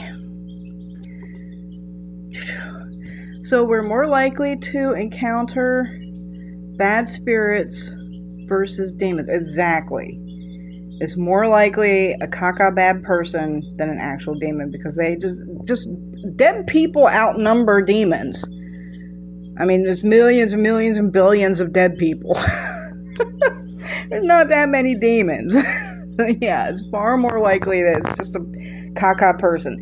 Can you run into a demon? Do they exist? Absolutely. It's just far more likely that it's just a caca dead person. Only if you let a demon in can it do any damage. I mean, I don't know about all that now. I mean, if you don't have the right fucking protections up and your shit fucking locked down, anything can enter. You don't have to let them in. They're not vampires. They don't have to be invited in. Hello, Crypt Dragon. I have a pair of dowsing rods I bought for finding water. I never use them as a divination tool. Well, there you go. You totally can. I feel as though tarot is more cooking, oracle is baking. That's an interesting way to put that. I never heard that one before. Okay, I hear you. Do witches like BBC? I don't know what that is. The only BBC I know is like British television or something. Isn't that the BBC? I might be wrong. I don't know what that is.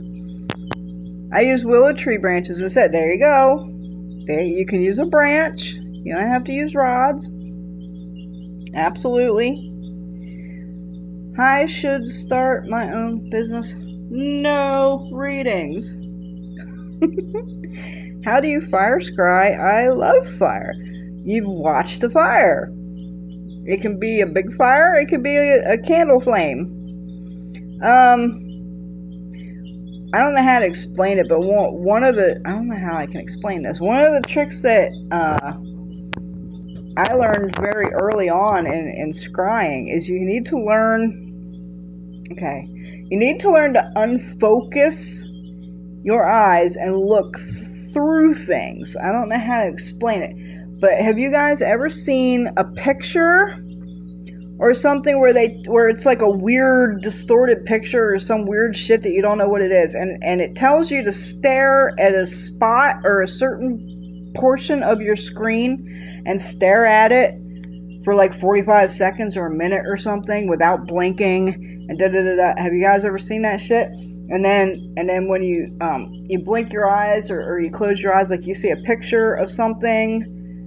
I don't know if you guys have ever seen those, but staring at that dot, the way you stare at it for that period of time, your eyes unfocus.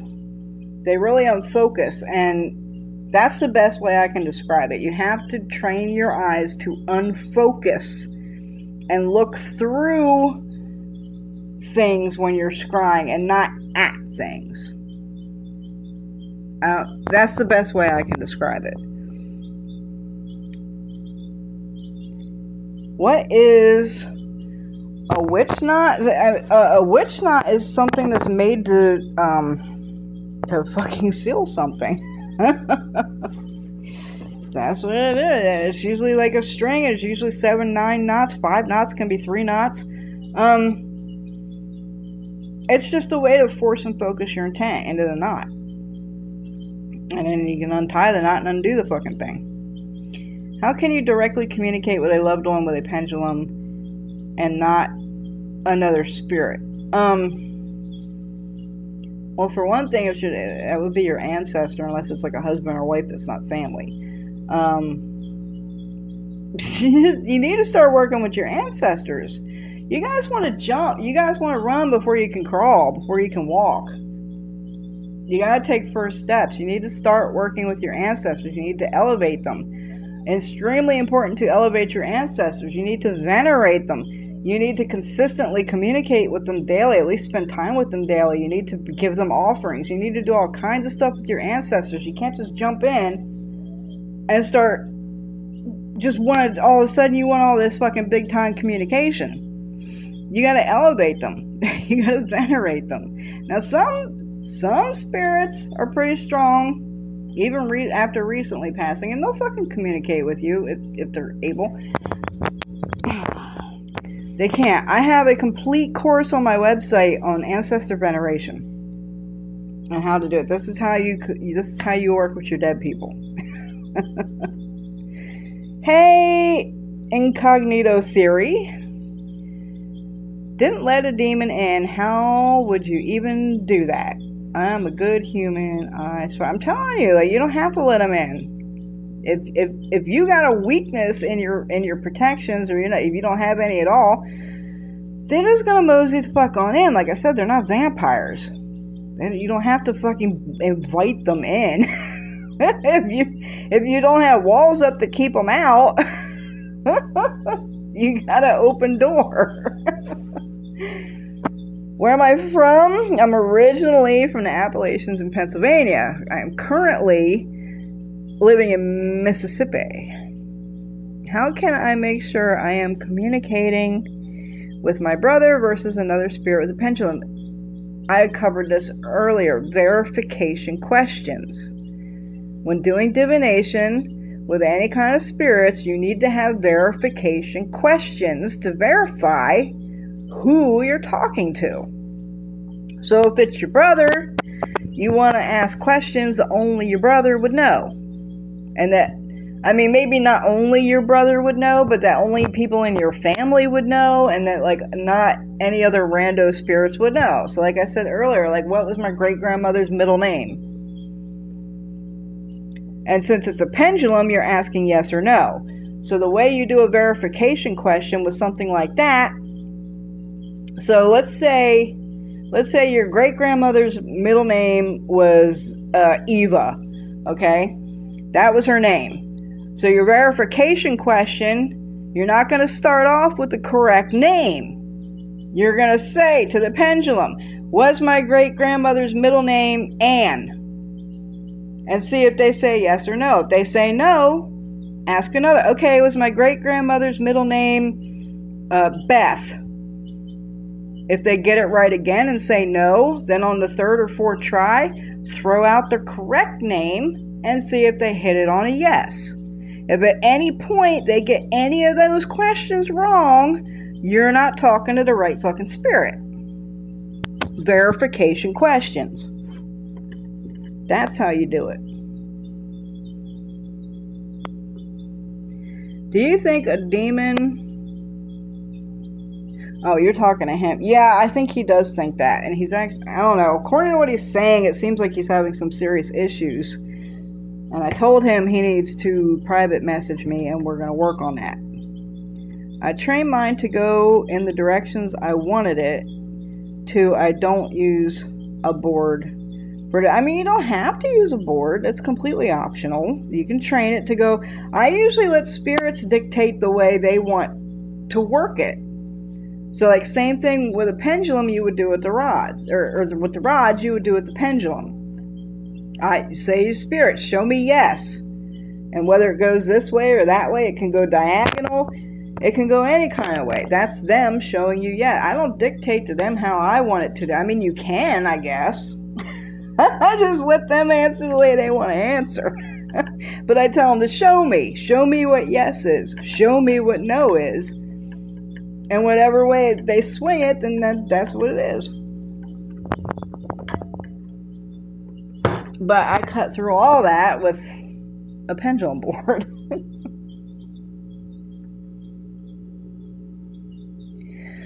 What exactly is a pendulum, and what is it used for? It's a divination tool.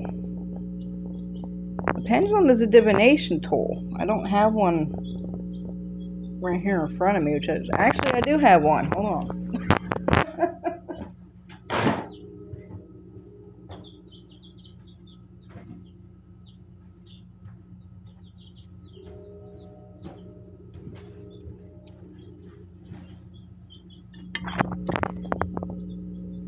This is a pendulum.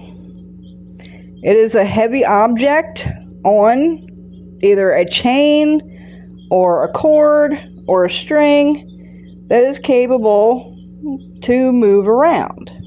Just like that. You can make makeshift pendulums like I was talking about earlier. You can use a heavy ring and put it on a string or a chain or something, and that can be a pendulum. As long as you have something heavy on a string or a chain that's capable of swinging freely, you can make a pendulum.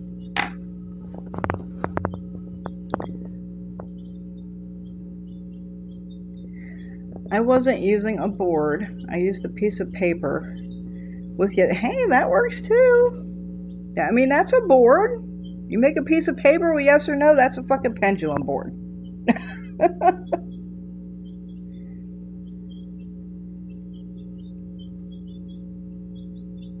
Wait, is he? He's a chick. Are you talking about my chick? I should chick. It was a baby chick. He's supposed to be a copper Moran, but I don't think that's what he is because he got feathers on his legs. I'm thinking he's a Brahma, but we'll find out if I am correct. A pendulum is a divination tool. Yes. I saw a comment that made it make sense. But I just did the best, and most healing new moon ritual. Good. New moon is when you want to do new things. It's new moon. Yes, ma'am. It is new moon tonight. What is a witch knot? I already answered that. Guys, don't ask the same questions over and over and over again. I will get to your question when I get to your question, but you're just like clogging up the chat by typing your question over and over again. I am going to answer your question when I get to it. Typing it over and over again isn't going to make me get to it any quicker, and it's going to delay me getting to other people's questions. Okay? Ask the question one time. I will get to it. This Sunday is summer solstice. Yes, it is. It was calling itself the Antichrist crawling around on all fours and appearing as my ex in a tree. You're a born witch. I am as well. I don't know, Blunder. You got some shit going on. Like, I need to refer you for a reading or something, because I was offering for you, like, contact me privately and I'll make you a bath. But if you got a fucking something crawling around on all fours and appearing as your ex, you got some shit going on. Like, I seriously, if you want a reading, hit me up and I will refer you to someone who is excellent, because I am fully booked. Wouldn't demons be messing with everyone constantly then, right?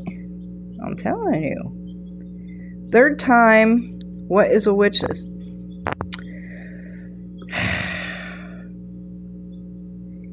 BBC is naughty? Only because they do like naked news and stuff, right? I don't know what BBC is other than a channel. She's going in order. Yes, I am. You don't know. I've done that before. What does it mean if you see like a witch's symbol on your window of your car? I don't know what the symbol is called.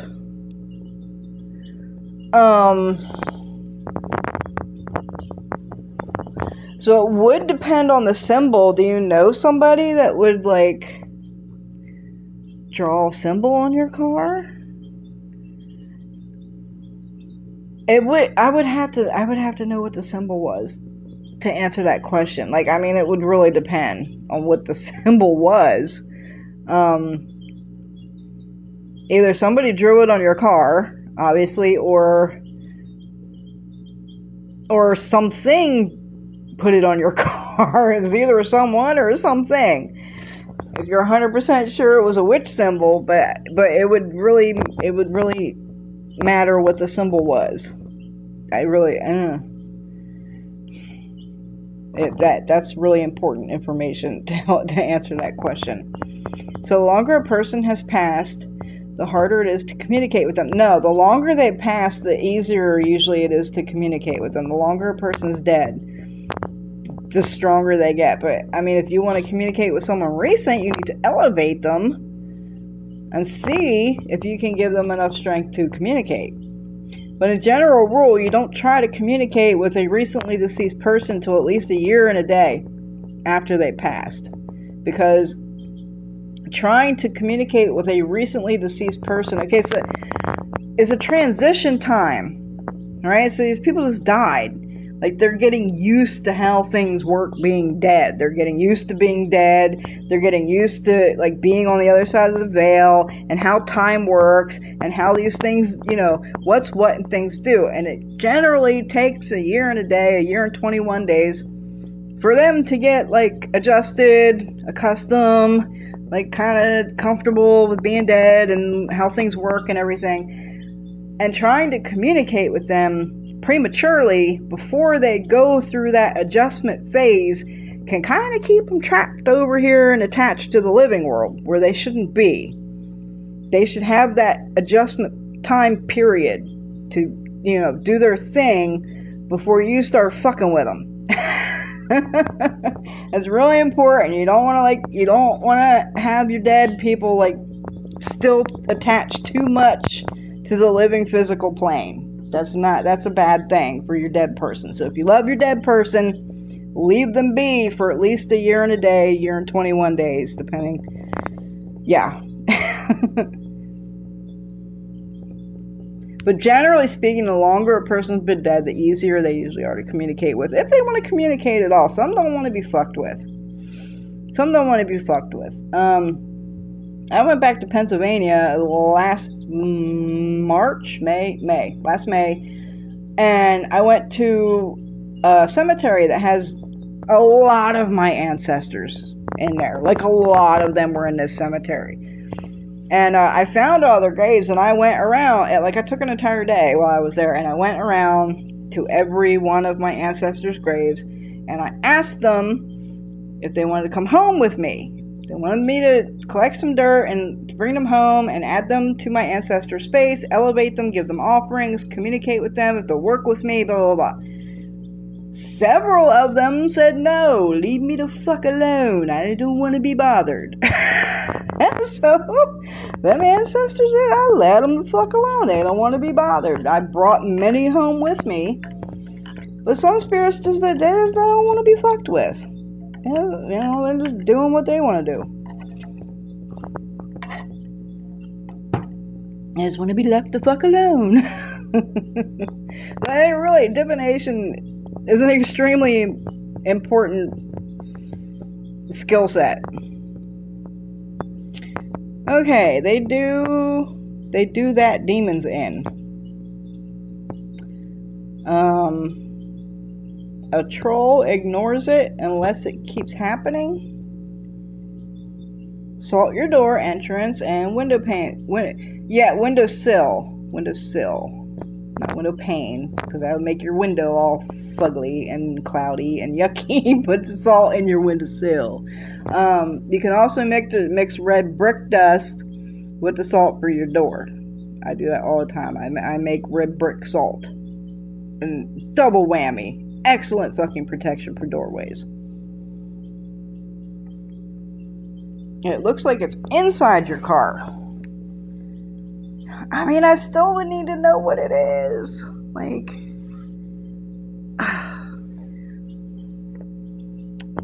I would still need to know what it is. Like, have you tried looking up the symbol? Like Googling images and see if you can find it? Or, that's pertinent information to be able to answer your question. I've had fingerprints on my car, like someone was creeping for months. I never knew. I mean, you can protect your car, people. You can protect... Hello, Jennifer. You can protect your car just like you protect your home. Protecting cars is actually very important. Very true with working with pendulums. I haven't touched it because I don't know if it might be protection. Exactly. Well, I don't know either because I don't know what the symbol is. So I can't really answer your question. I have a close family friend that passed less than 4 years ago. How easily could I get in contact? I mean, it depends on the person. Have you elevated the person? I haven't seen a single person on here talk about elevating, that they have elevated their dead. You need to elevate your dead. That's like very fucking important. The more you elevate your dead, the stronger and better they will be. I mean, they don't have to be family or ancestors. You can elevate any dead person. So if it's a friend, a family friend, or someone you were close to, elevate them, and they will be much more likely to communicate. Generally speaking, when people die, they're the same dead that as they were alive. Like, they don't change just because they died. Like, they're generally the same dead person as they were the same living person. So if that dead person was, I mean, pretty average and not very spiritual or not very, elevated in their own spirit and their own soul and everything, then, I mean, they're probably going to be pretty difficult to communicate with on the other side if you haven't elevated them a lot. Now, some spirits, some people, when they die, they're already very elevated and very open and, this and that. So they're not that difficult to communicate with, and they don't need a whole lot of elevation after they die. It all depends on the person. But y'all need to be elevating your people, your dead people. Do you have enemies? I wouldn't risk it. I mean, yeah. But I think everybody has enemies, whether you know it or not. You have an enemy out there. Probably more than one. Hello, Kayla. I have a stalker, but I also had my dad pass away right after I was saved. Saved from your stalker? Do you do readings? I do, but I don't do them live on TikTok, and I am fully booked up for the foreseeable future. Okay, after you were saved from a bad car accident? I hope... Is that the same person? Yes, that is the same person. Your dad died recently. Wait a minute, let me go back. Had a stalker. What does a stalker have to do with your dad passing away after you were saved from a bad car accident? Oh, no, wait. Okay, so your dad... Okay, I think I got it. Your dad passed away, and then right after that, you were saved from a bad car accident, and you think your dad saved you. Is that the gist of it? I still don't understand what the stalker has to do with it. No, I'm not doing readings. No readings. There's some things you can substitute. Everything doesn't have to be perfect, whatever calls to you. I mean, yes and no. It's not whatever calls to you for whatever willy-nilly. Some things can be substituted. Some things cannot. It highly depends, but it's not just, oh, this herb calls to me, so I'm going to throw it in here, and you don't even know what that herb is good for, and it's totally going to clash with that work you just did, and it's also going to clash with all the other herbs you threw in there because they don't like each other and they don't get along, and the thing's going to blow up in your face. You really got to know your herbs. Yes, there are... I mean, I wouldn't even call them substitutions. There's just herbs that are good for certain things, and it's not just like one herb that's good for one thing. There's many herbs that's good for the same thing. There's many herbs that are great for money. There's many herbs that are great for love. There's many herbs that are great for protection. There's many different herbs. So I wouldn't even call it a substitution. I would just call it, like, I'm out of this herb, but this one is also good for money, so I'm just going to use this one instead of that one because I don't have that one. I wouldn't even call it a substitution, but you got to know your herbs. You got to know what their doctor's signatures are. You got to know what their energy is. You got to know what they're used for and what they work good for. So I wouldn't say whatever calls to you willy-nilly. No.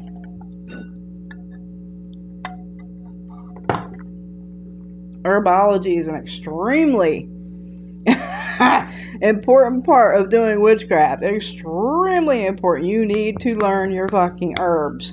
A lot of shit y'all are fucking with is fucking toxic and you don't even know it's fucking toxic. Y'all need to learn your fucking herbs. For example, rue. Rue's great, right? I mean, rue is an awesome fucking herb. It has lots of uses and it's great for uncrossing and cleansing. Herb of grace is great. I mean, it's good for all kinds of fucking shit. It also has abortive properties. So you don't want to be taking a fucking bath in rue if you're fucking pregnant. Or you don't want to be drinking rue tea if you're fucking pregnant. A lot of people don't know this shit. Learn your fucking herbs. You're going to be fucking with them. Learn about them. If you have herbs at home, like whatever, you know, you have these herbs, I use them for spells and everything. Every fucking herb you have, you better have at least Googled that fucking herb and cross-sourced at least 10 different fucking web pages, because a lot of them are going to have different shit added on there that is not what that herb is for. You cross-reference at least 10 different websites about that herb. Learn its medicinal properties, learn its magical properties. How you do that? Well, you're cross-referencing your 10 pages. If 8 out of the 10 pages say this herb is good for love, then you can probably damn well guarantee it's good for love. If 8 out of 10 say that. Now, if 2 out of 10 say that herb is good for protection, that's probably not fucking true. This is how learn your fucking herbs, people. Learn your herbs. Learn your herbs. It's very important. And you really gotta learn if the shit's toxic or what their side effects are before you go fucking with them and doing shit. You really do. Not doing readings now. I don't do readings on TikTok any night. Any night. Stalkers are creepy anyway. I wouldn't take their protection, right? Again, I do readings, but I don't do them live on TikTok, and I am booked up like pretty much through the end of the year. Try to use what you have in your kitchen. Sometimes she's absolutely right. Yes. I mean, it's good to try and use what you have on. You know what? Go out in your fucking yard. Go out in your yard, or go to your nearest park, or go to your nearest patch of woods or nature place and start looking at the plants that are around you in your immediate vicinity that you have access to. Start looking at them. Get a plant ID app and start looking at the plants that are readily accessible to you in your area. Free plants. Free herbs. I mean, free isn't a kind of, I mean, you still gotta pay spirit when you collect them. But technically, free fucking plants. Free herbs. Go out there and use that shit. I have so many plants just in my yard, in my courtyard, just growing randomly. And what's really funny is I wind up needing something. Like, I need a certain herb for something, especially in my ATR traditions. And I'll go out there and start looking, and goddamn if I don't find that fucking herb somewhere on my property or relatively fucking close. Go out there and learn your plants. Learn your plants, learn what's around you and close to you. And you don't gotta go spend money on fucking herbs. But yes, you can use the herbs in your kitchen. The herbs in your kitchen have a lot of uses, believe it or not. Oregano is fucking awesome. Thyme, cinnamon, garlic, all that shit. Mints, you know, all that shit is pretty useful in magic. Dawn, will I move out of state within the next couple years? Why are you asking Dawn to read you on my live? He wouldn't give me any protection. He's not allowed anywhere near me. Okay, the stalker. Do you have any recipes for spiritual baths? I need one, and for it to be inexpensive. What kind of spiritual bath are you looking for? There are many different kinds. The round symbol with the star, you're talking about a pentacle or a pentagram? Pentagram has a circle. No, pentacle. They could both. Either way. Is that what was on your car? Or are you not the same person? So glad I found you tonight. Enjoy this. Thank you. Awesome. That's a pentacle, not evil. Represents the elements and the spirit of one. Yes, she is correct.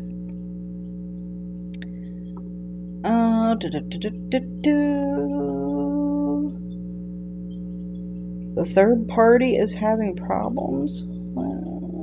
The symbol that had to do with the car was round with a star in the middle, and I don't know anyone. That's a pentacle or a pentagram.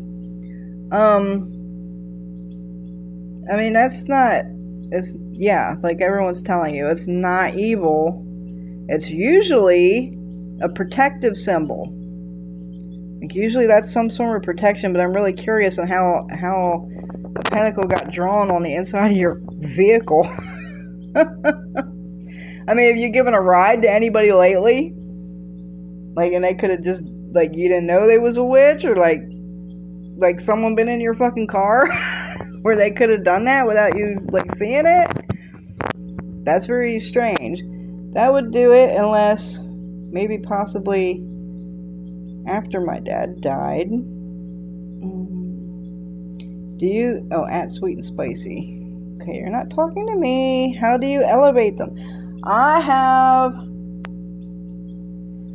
a class on my website on how to venerate and elevate your ancestors, and it is a full step process. It takes 9 days to do one elevation for one person, and it's in the class. It is in the class, full instructions. I mean, it's like an 8-part class. Everything you will ever need to know about venerating, elevating your ancestors, working with them, how to communicate them, setting up their space, everything you need to know. My mom, who passed over 20 years ago, is like this. Doesn't want to be bothered. Exactly.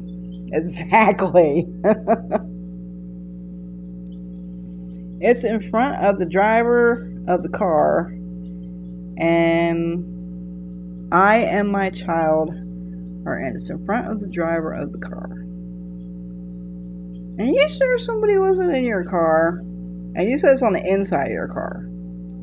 How do you communicate with them if you can't hear or see them? I'm not gifted in that. With tools, as we've been talking about all night, you're going to use divination tools. Whatever tool you like is a tool you're going to use to communicate with your people. My car that me and my child will drive. Love your Bible. Thank you, Mimi. Guys, do warding cleanse with protection herbs. How do you elevate? Again, it's fully explained step by step on my website in my class on ancestors. And by the way, you don't have to purchase the entire course, though I highly recommend it if you want to start working with your ancestors. Each class is separated, and each class is $21. I made it affordable because I think everybody should be able to learn this. I think anybody would benefit by working with their ancestors and elevating their dead. So I made it extremely cheap and affordable so everyone has access to it. Can you elevate your animals?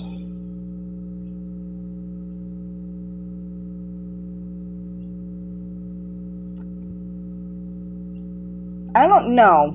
No. I don't think animals need elevation. They don't have the same issues that people have. Animals are pretty innocent. Yeah. No, you don't need to elevate an animal. No. No. I don't think so. Dirt pickles. Dirt pickles. Oh, I can see people I don't know, and I want to slow down and see them in the mirror. Okay, so you're talking about like a scrying mirror? How can I get them to slow down a little bit? They're not bothering me. So when you're seeing dead people and they're moving really quickly, or you're like seeing it out the corner of your eye, like you see it kind of out the corner of your eye, and then when you look, it's not there, like that kind of deal. Like you think they're moving really quickly. It's not that. It's that we actually have more rods and cones in the sides of our eyes and in the front of our eyes. So the sides of our eyes actually have more perception. I think it's like a throwback thing from way back in the day, right? So like our peripheral vision is much more sensitive to things like that than our forward vision, which is why when you see something out of the corner of your eye and then you look at it, it's not there. It's not that it like ran away or it vanished or something. It's the front of your eyes can't perceive it as well as the side of your eyes. Our human eyes can actually only perceive 1% of what actually exists. Do you guys know this? It's 100% true. Look it up. Scientific fact. Our eyes can only perceive certain colors. Our eyes can only perceive certain frequencies, which turns out to be 1% of what actually fucking exists in the world, in the universe. We can't fucking see it with our fucking eyeballs. Look it up. Just like, dogs can smell a lot more shit than we can smell. Doesn't mean those smells aren't fucking there. We just can't fucking smell it. Our eyes can only see certain fucking things. It doesn't mean all that shit ain't there. We just can't fucking see it.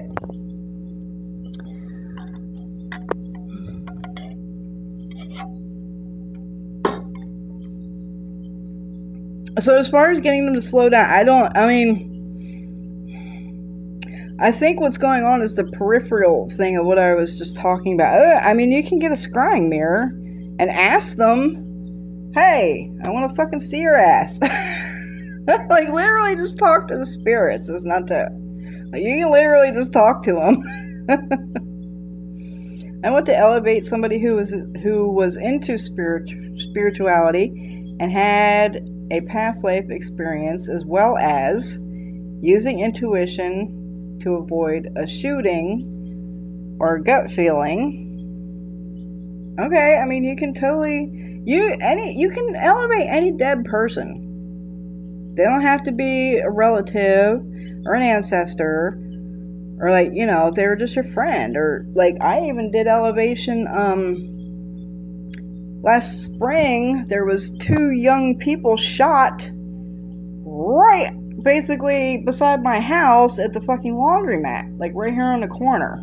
There was 2 young people shot in their fucking car right there, and I did elevations for both of them that week, every night, because I didn't want them being stuck over here. Like, I didn't even know who they were. You can elevate any spirit, like literally. Points to make people feel comfortable with what they did to help. The most popular ones? Hello, peace and hello, Bella Daniels. Dawn, will I move out of state within the next 2 years? Hey, this is not readings. Not readings. Cumin is really good for love.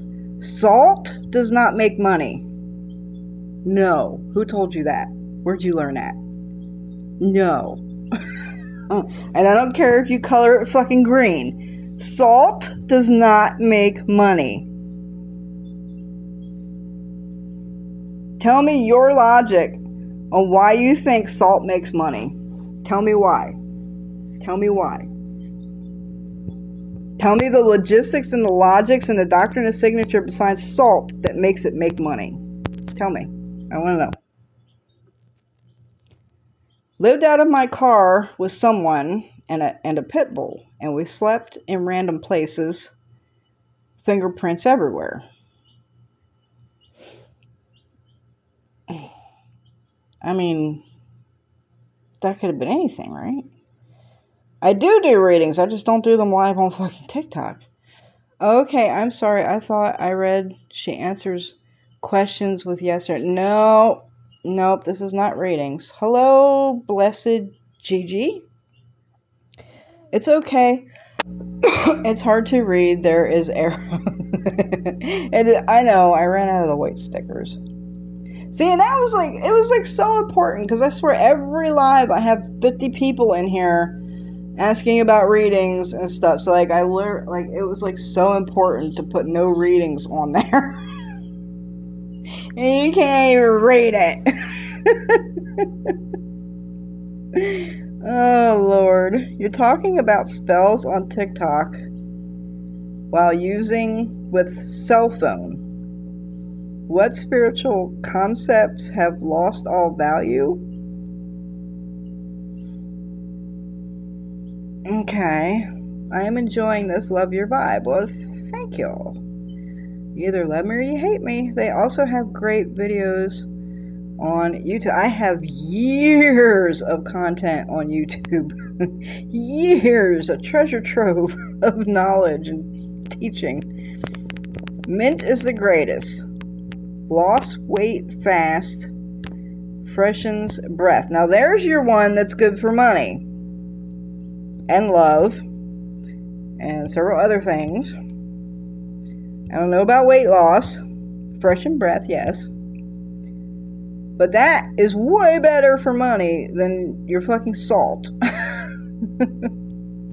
I have several bad energies after me. What do I do? A demonic alien.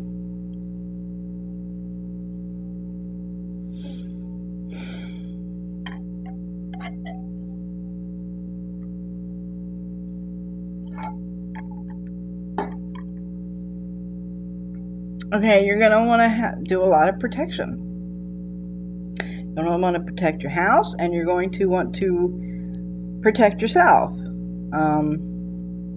As I said earlier to someone who, again, I hate repeating myself because this is getting uploaded to YouTube, and I don't want to answer the same questions over and over and over and over and over again, because then the people that watch this live on YouTube are going to be like, what the fuck? She already addressed this question like 6 times in this fucking video. Number 1, cover your head. Number 2, make sure your back and shoulders are covered. Wear something all the time for fucking protection, like cascarilla. Carry stuff around with you for protection, like a talisman, a sachet, a gree-gree, a piece of jewelry. There's so many ways to protect yourself. You can wear protection oil. I mean, there's a plethora of ways that you can protect yourself from all kinds of things. And it was just a short list, because I already answered that question. Okay. I don't have a pendulum with you talking about these concepts on... Wait. I don't have a problem with you talking about these concepts on TikTok. I just think it's kind of... Well, believe me, I'm not speaking anything that I shouldn't be speaking. Because if I try and say something that I ain't supposed to fucking talk about, I'm gonna fucking hear it. I'm gonna hear about it. And I'm gonna know that they don't want me fucking speaking on something. The things I'm talking about are very fucking basic. Very basic. I've been mostly talking about cleansing and protecting and stuff. So, I mean, that's something that anyone can benefit from. This is certainly not closed stuff that I'm talking about. I'm not showing anything. I'm not showing people how to put things together or build things or do anything else. I am simply helping people and answering questions, and I'm not giving out any information that my spirits don't think I should fucking talk about. Because believe me, that happens when I go, I can't fucking talk about that.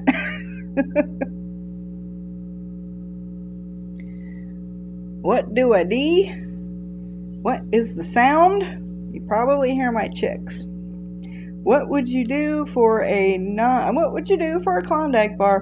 What would you do for a non-harmful spirit that your child sees often? If it's not harmful, that answers your question. If it's not harmful, let it be. If it ain't doing nothing, then you kick out imaginary friend spirit thing. If we ain't bleeding, we ain't beefing. If it's not harmful, let it be. Especially if you don't have the discernment to know who it is. That could be your fucking great grandma. That could be an ancestor. You just don't know. You don't have the discernment. Leave it be. If it's not harmful, leave it be. No harm, no foul.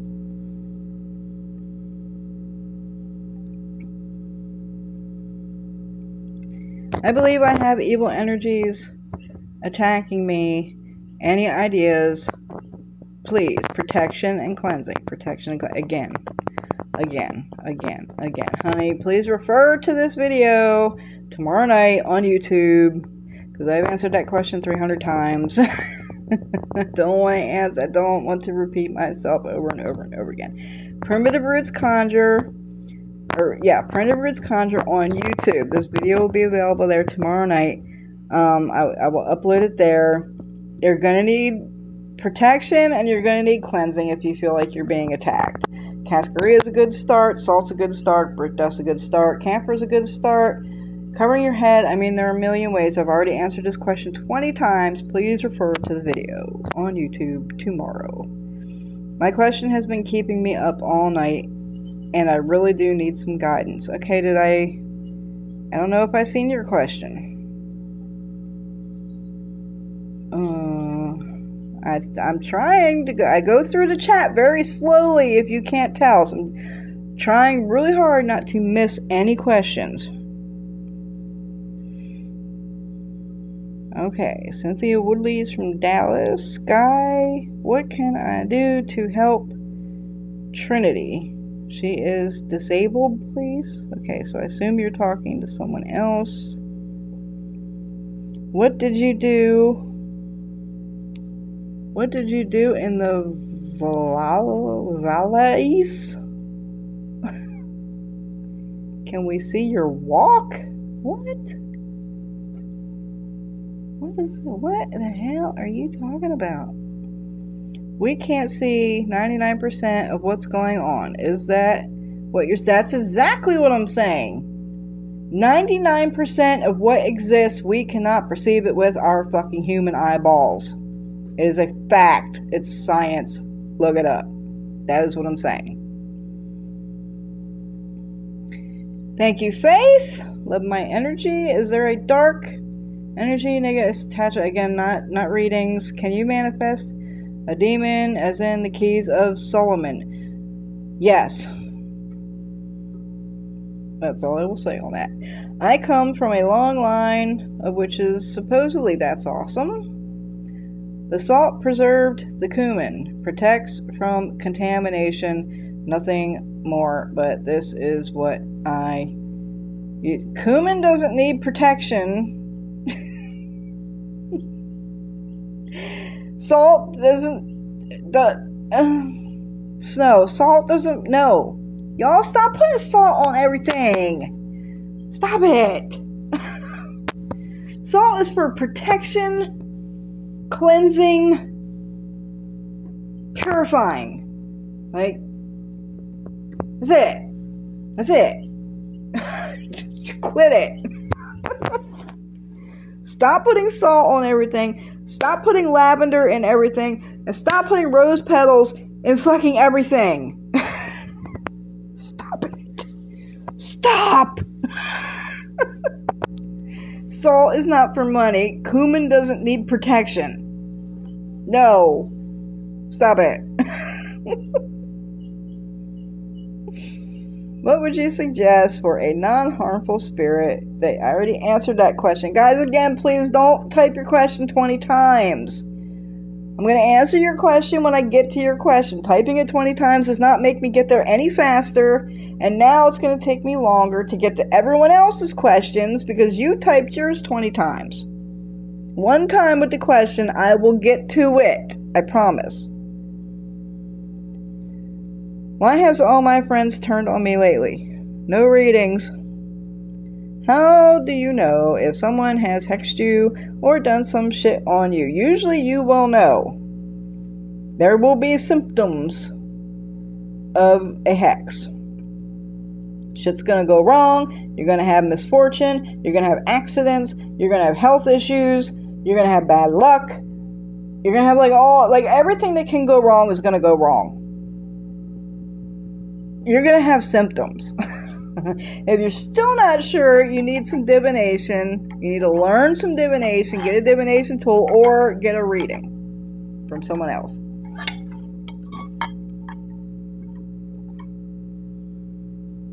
Is it possible for me to get cat ears and tail via witchcraft? No, this is not Harry Potter. How do you know if thank you, warrior, somebody? What was that? Was that an origami bird? It was that was really quick. How do you know if someone hacks you? Again, I just answered that question. And are you going to kill a cat? What? Because if I ever say, yeah, no, don't be killing cats. Cats are friends, not food.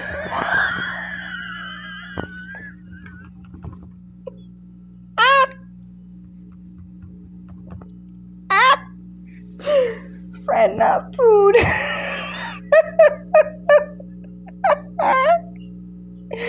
Oh Lord, you guys are cracking me up tonight. Holy shit. Friend, not food.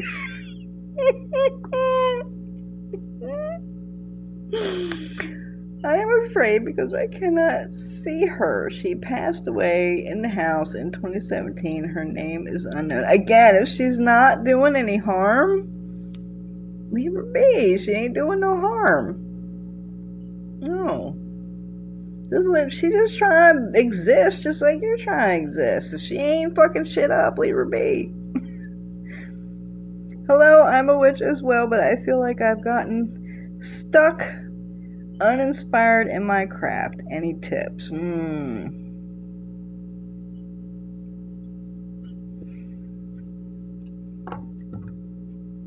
I mean, that can happen sometimes. Some of us don't have that fucking luxury, however. I wish I fucking had the luxury to get stuck and uninspired. Oh, Lord. Go out in nature, honey. Go out. Spend some time. Go for walks in the woods. Go for walks in the park. Go down to the river. Go to a lake. Go spend some time in nature. And if nature doesn't inspire you, that's a hard one. Get out in nature. That's all your inspiration in the world. Okay. Feel little, same. She's awesome. I hope you're talking about me. What are the best offerings for Hecate, if you don't mind me asking? I don't work with Hecate. I think I'm saying that right. I heard people saying it different way. They say Hecate. But what I know of her is that she's like a crossroads kind of spirit, right? I think I'm right. So things from the crossroads would be good. So like crossroads dirt, keys, things that open doors. I think she has something to do with the moon, right? It's moon water. I don't know a whole lot about her. I don't work with her. I just know a little bit of what I've seen picked up here or there from a little bit. If I'm not mistaken, I do believe she is one of the spirits that is like kind of jealous and does like to like have her own space and doesn't like other spirits around in her space and stuff. Like she needs to have her own like area by herself. She doesn't like others being around, as far as I might be wrong, but I think I remember that. Yeah, that's probably about all I can give you because I don't work with her. Can you summon Pumpkinhead? I motherfucking wish, man. I would love to be fucking Haggis. Out in that fucking swamp, summoning Pumpkinhead. I would love it. Okay, now you're just projecting. Are you talking to me? Or somebody else? No more salt. Thank you. I mean, salt is good, but it's good for certain things. It's very good for certain things, not for everything. Can somebody teach me how to put a curse on somebody? Absolutely fucking not. Because if you need to ask that, you would never be capable of doing it. If you need to ask that, you would never have the fucking skill set, period, blank, not to ever be able to manifest a fucking curse. Will I get a promotion at work? Not readings. Sounds about right then. How do you get a hex off of you? With a uncrossing? Normally, it helps to know what the hex is and where it came from.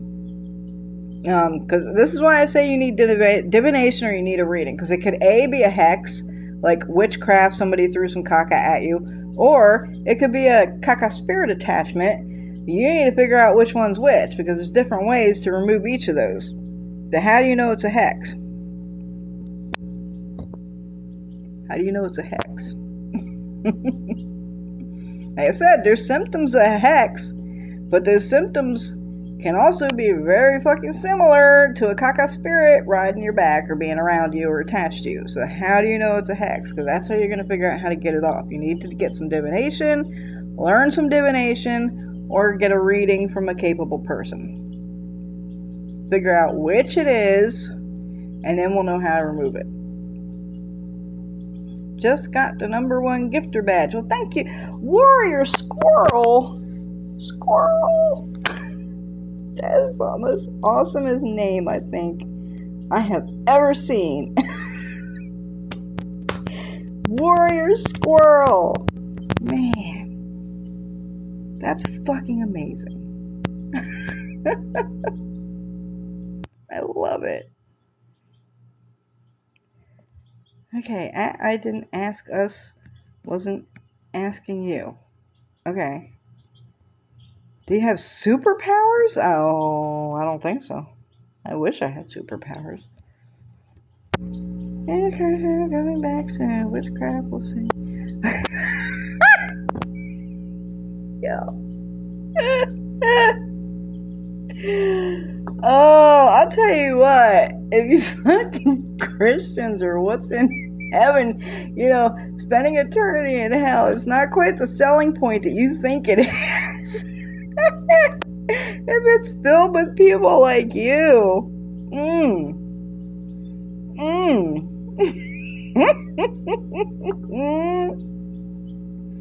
Lord have mercy.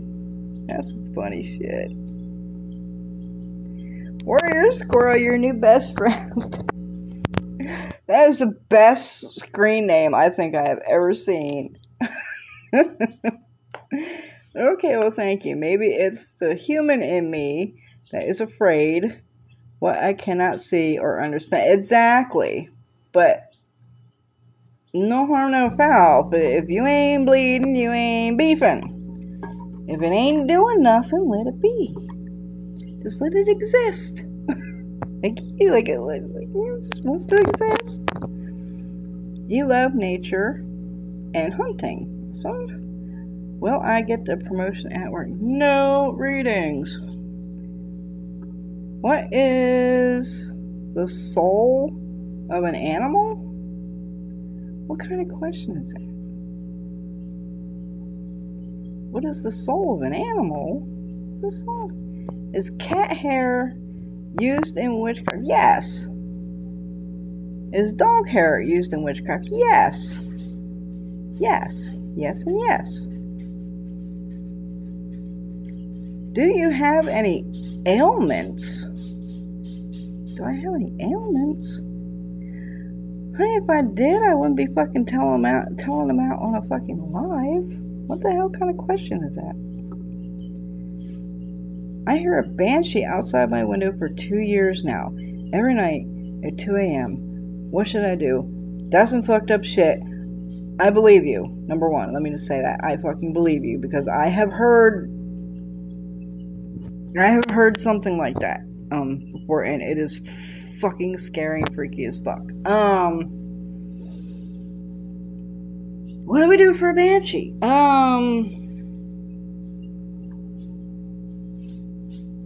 See, that's a tricky one. Because it depends on what kind of lore you're going to believe, on whether you believe that the banshee is a dead person, or if it was a spirit that was never human. That's a fucking tricky one.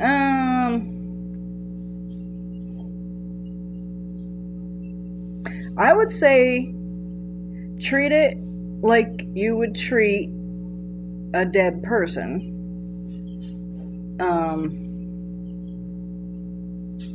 So does it sound close when you hear it? Or does it kind of like sound like it's like does it sound like it's on your property when you hear it, or does it sound like it's maybe like, you know, maybe a little couple little while away?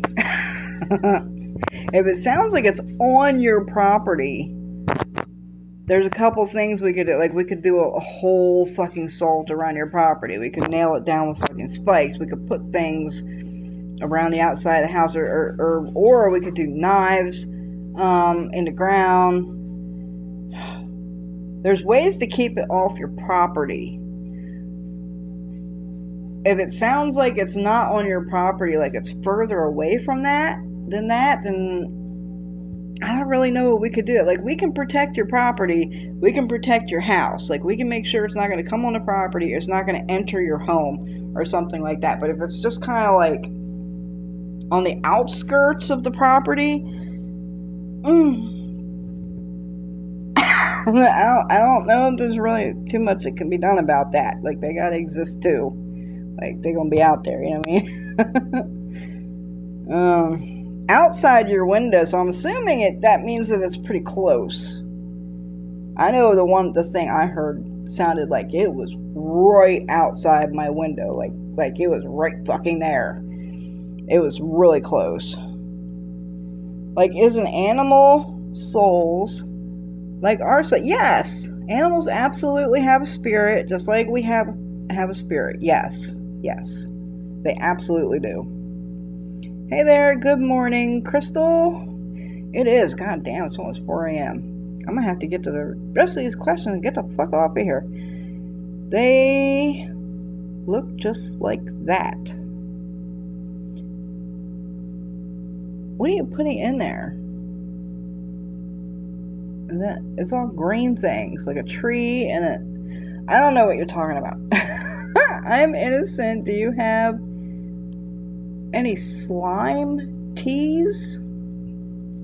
What is a slime TS? TS. What has your witchcraft ever healed? Oh my god. I've healed a lot of shit for a lot of people.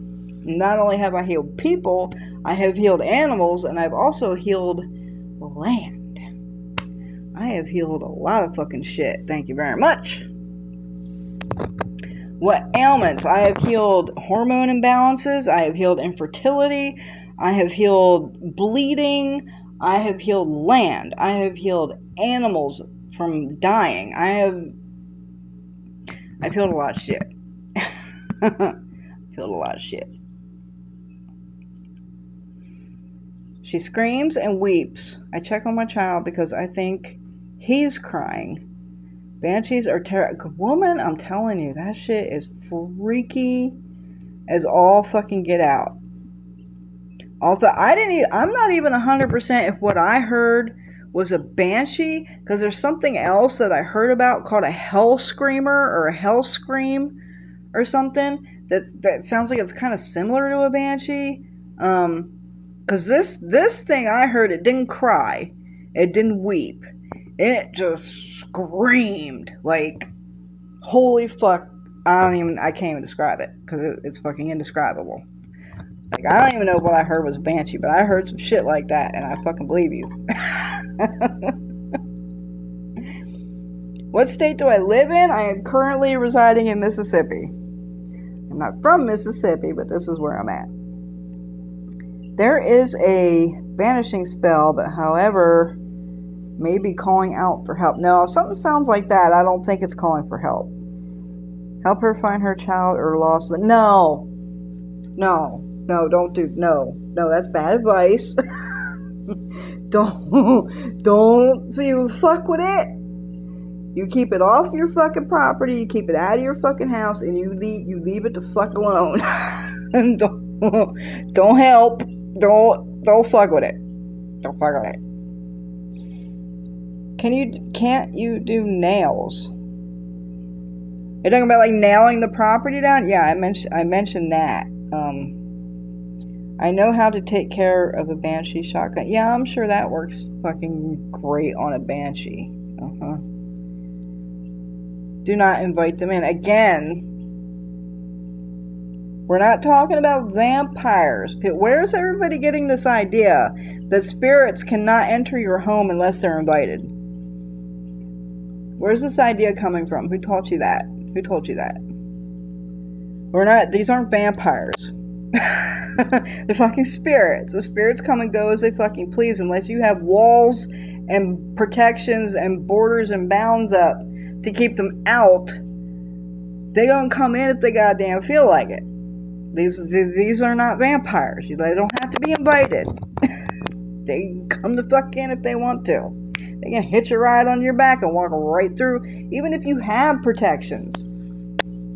They can hop on your fucking back and walk right through your door, right through your protections on your back. Yes, ma'am. They don't have to be invited. I don't know who's teaching this or where you guys, because that's the second person tonight I heard say they have to be invited in, and that is absolutely not true. We are not talking about vampires here. It's almost 5 here, getting ready to go to bed. I said, yeah, it's 4 here. Number 1 has helped me understand why the man I love left me help. I think it is a spirit banshee because there is a obituary for a child that passed. Okay. So again, these things need to, they're going to exist. They're going to exist somewhere. We just need to keep them away from you and your home and your property. So, like, we can do that shit. But as far as, like, completely, dissolving them into infinity and nothing and making them not exist anymore, no. We can run them off the property, run them out the house. But, they could just hang out on the outskirts of the property line. Like, I don't think there's a way to kill it. Let me put it that way. I need help understanding the pain I'm going through. Okay, talk to me. I hear the banshee right outside my window. Like, her cries get more quiet the closer she is. Well, that doesn't sound like a banshee, though, then. Like, they're not supposed to get quiet as they get closer, from what I've read about banshees. Have I ever dealt with voodoo? So the way you're spelling voodoo, I'm going to assume you mean New Orleans voodoo, and absolutely fuck yes, I have. I know you're not talking about voodoo, the way you spelled it. But I dealt with that too. You're the only... What? You're the only Miss... Oh, that's pretty gross. That's gross. For real? Ew. I have helped one before. They are terrifying. Why would you help? Why would you help something like that? Stay the fuck out. Stay the fuck away. I know they can come in anytime they want, but you also don't want to invite them. I mean, yeah. I mean, kind of like, don't put welcome mats around your door. Don't put welcome signs in front of your house, or, you know, anything that entails that anything that steps on your property is welcome. I mean, yeah. Don't go out of your way to invite them in, but you don't have to not invite them in, because they're just gonna come in if they fucking want to. I didn't mean banishing as in end its existence. I mean remove them from your space. Exactly. Well, that's what I'm saying. We can keep it out of the house. We can keep it off the property, so it's not right all up in your window, like being all up in your shit all close and everything. Like, we can at least push it back to the property line and keep it out the fucking house and off the property. But like I'm saying, it can just hang around outside the property line. I'm quite interested in why it's chosen your house and why it's all up in your fucking window every night. That's fucking interesting. Hello from Kansas. Hey, I lived in Missouri for like 12 years.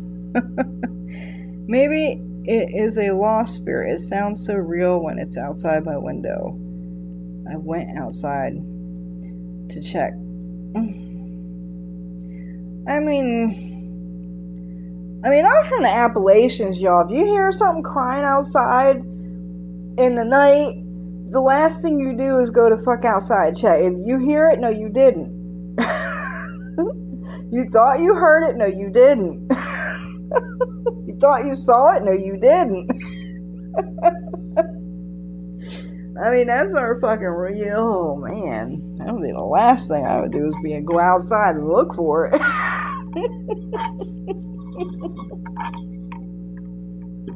Lord have mercy. I think you need a reading to actually figure out what it is and why it's there. And why it comes to your house and your window every night. And what it is. Because the stories I've heard about banshees, they don't get quiet. Especially the closer they get, they don't get quiet. Like, they just fucking scream. That's what I've heard.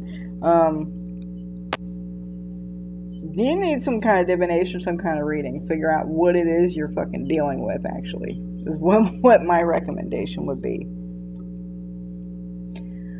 I don't know what made him see and believe things about me that are not true.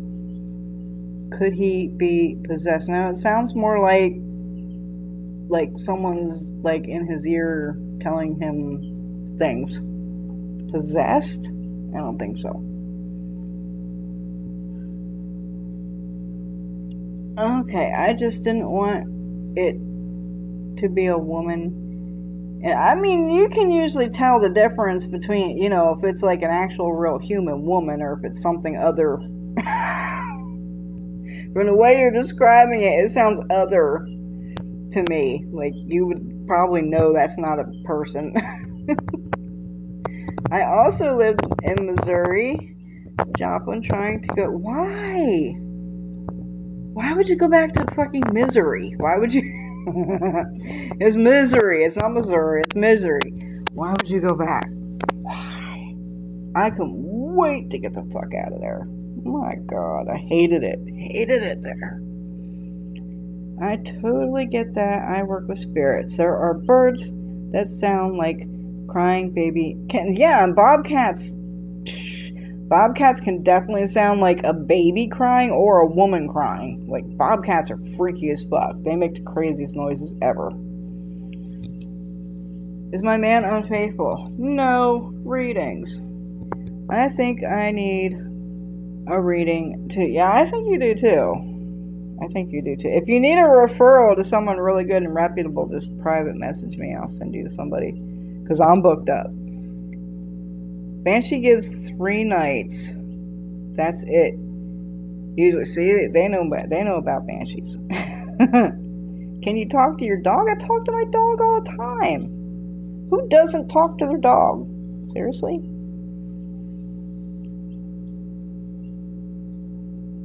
I am not trusting a word you say. Oh, as CEO. Okay, not talking to me. Will my kitten survive? Not readings.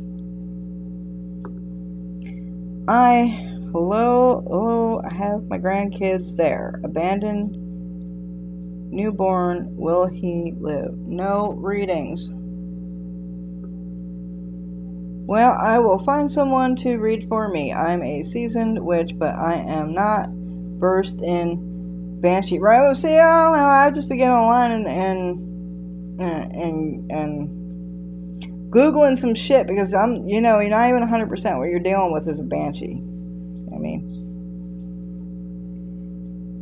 chat, is she racist? Who?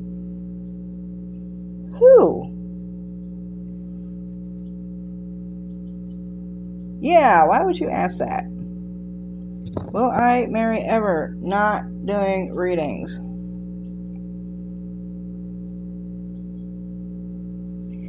Name 5. What is this? What is this? Oh, Lord have mercy. Lord have mercy. Lord have mercy. Why do people do this stuff? Like, are they just that fucking bored?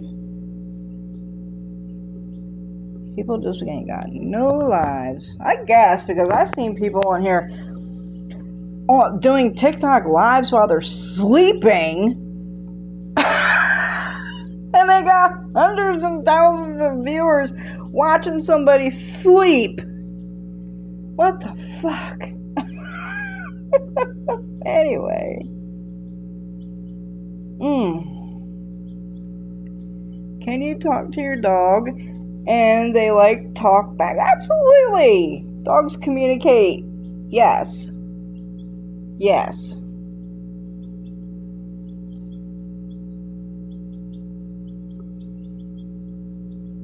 Get with self-esteem.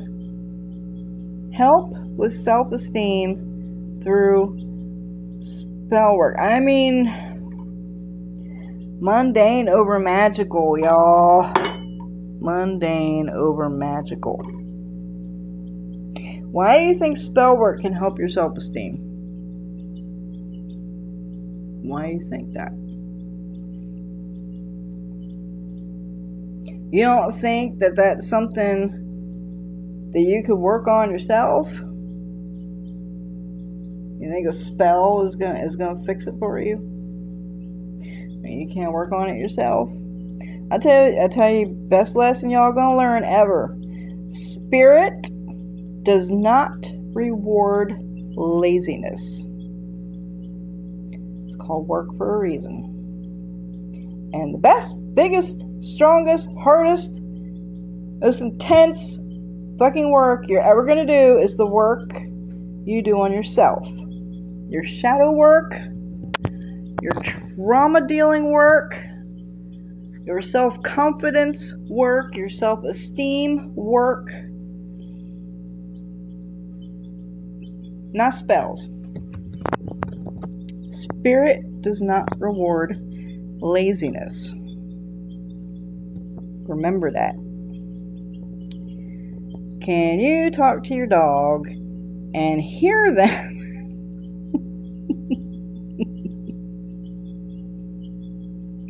My dog sends me pictures. He's not going to talk. No, he can't speak fucking English. But he can absolutely communicate with me in his dog language, and I fucking understand him, and he sends me pictures. I know exactly what he wants, because he tells me what he wants. I can see what he wants. Are you a born witch, or do you have to learn? I personally was born this way. I personally was born this way. They bark woof woof. I want to talk to them telepathically. What, your dog? Dude, you can't read your dog's language or you don't know what they want. I don't know, man. You just need to spend more time with your dog. Time for me to go to bed. The sun is coming up. Good night, Crystal. I'm about off of here, too. That's nothing. My 2 female cats have been watching you for God knows how long. Your cats are watching me? I agree. They probably, I'll tell you what, they probably hear my chicks in the background. And they're probably like, birdies. I agree. Some people want listen, so I tell them through a bath ritual. Some people want listen, so I tell them through a bath ritual. That doesn't seem to make much sense. I want to converse with my dog, not just ask him his needs. I spend all day with my dogs. Well then, goddamn, you should be. You think your dog's gonna communicate with you telepathically in human English language? Honey, come on. Again, this is not Harry Potter. Good night, CO. Yeah, I'm about off of here too. I'm at the end of the chat. Holy fuck.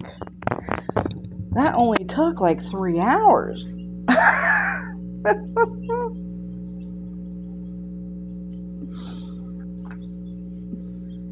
I'm a muggle because life isn't Harry Potter. Okay. Send me a picture of your what was it called? Send me a picture of your dragon or your unicorn or your 3-headed dog or, all that shit that's in fucking Harry Potter. I want to see it. Maybe instead of trying to converse with your dog, go outside.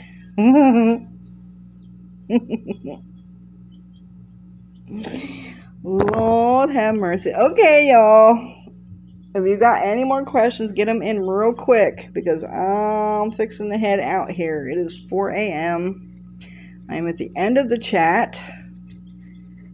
Unless somebody has some pertinent questions here. What is dog hair used for? It can be used for protection. And it can also be used for attacking things. So, what are dogs used for? Dogs are your protection, right? So they attack enemies. They protect you. A good one is you mix some cat and dog hair together. Oh, you got some good war shit right there. You make people fight like cats and dogs. There is life outside with real humans that can talk your language.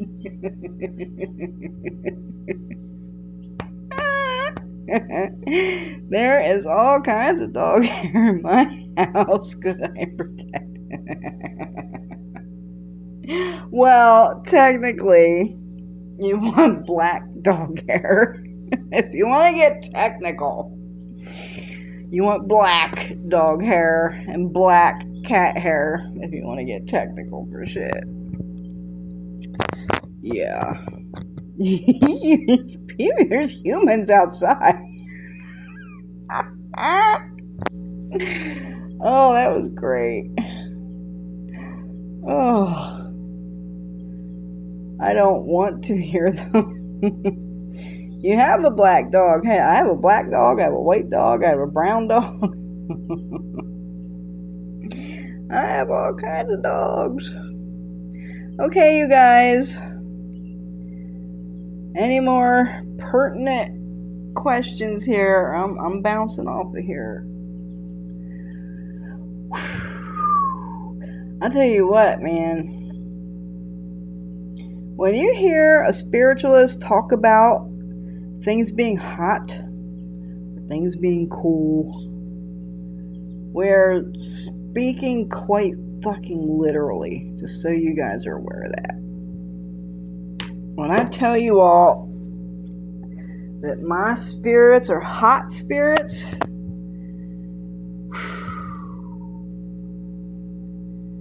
I'm so hot in this room. This room is always so fucking hot. Because this is my spirit's room. Motherfucker, I am just dripping. And I got my central air on, y'all. My air is kicking. And I am dripping. We are not speaking metaphorically when we say shit is hot. Spirits are hot, or this is hot, or that is hot. We're speaking quite fucking literally. You know what, y'all want a funny story before I bounce out of here? I had this client come over here for a reading. And I don't do in-person clients very often, but she was sent to me by someone else. So I was like, alright. She came over here and did her reading, and during her reading, like towards the end, I kept hearing over here that both of the spirits wanted to have time with her. They told me to sit her at the fucking Bovida. So I did. After her reading was done, I told her, I said, I'm going to put a chair over here, and you're going to sit there in silence until I come back. So I did. I put her over there, and I told her, I'm like, do this, like speak to your people, or ask for this, or say this prayer, or whatever instructions I gave her. And I left the room. And I came back, I don't know, 15, 20 minutes later. And I walked over to her, and she just looked up at me, and she goes, I am so fucking hot. And I was like, girl, the air's on. And she's like, no, this is like a totally different kind of hot. Like, I don't know what kind of hot this is, but I'm fucking dying, and I'm so fucking hot. And I was like, oh, right. I totally forgot at the moment, like, how hot my people are and how hot my spirits get, because I'm pretty much used to it. Like, I deal with it. To like somebody who's not used to this, it's probably like lava in your like bloodstream. Like, it probably feels like you're spontaneously combusting, because I know when I first started dealing with these spirits, that's what it felt like, but I'm used to it now. I felt so bad for her. I was like, oh, like, I totally forgot that my people is hot. Anyway, I'm hot as fuck. I'm sitting here just dripping. And my air is on. Like, I shouldn't be sitting here dripping. I'm fucking sitting here dripping. Okay, I'm going to get off of here. I have a lot of black cat hair. I always have black cats. I do too, but my black kitty died like 3 weeks ago. And I don't feel up to getting another black kitty yet, but eventually I will get another black kitty. But right now, I mean, white dog hair is also good for protection, white or black, but white isn't that great for doing the fighting cat and dog thing. Now, you definitely want black for that. That's why you wear black clothing, and you'll never have to worry about black fur. Yeah, black fur. That is why it doesn't make sense in my house. I'm sorry. Okay, y'all. Oh, I'm getting off of here. I hope that I helped everyone. I hope I answered all your questions to the best of my ability. Again, as always, I don't claim to have the absolute truth of anything. I just speak from my experience, from my knowledge. When a gray dog fur, yeah, not really. Any products or classes that were mentioned during this live are available on my website, primitiverootsconjure.com. This live will be available on YouTube tomorrow. Primitive Roots Conjure on YouTube. You can follow me on Instagram at primitive_roots_conjure. You can find me on Facebook at Primitive Roots Appalachian Conjure. I hope I helped you. I hope I answered your questions. My roommate should be hotter than that room because it has the sun hiring it, but my room is cooler than that room. I mean, there's a such thing as hot spirits and cool spirits. Totally things. And my shit has always been hot. My spirits are always hot. It is fuck.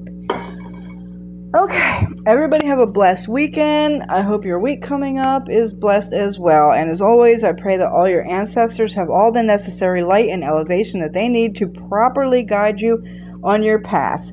Everybody stay blessed, and I will see y'all in the future. Good night.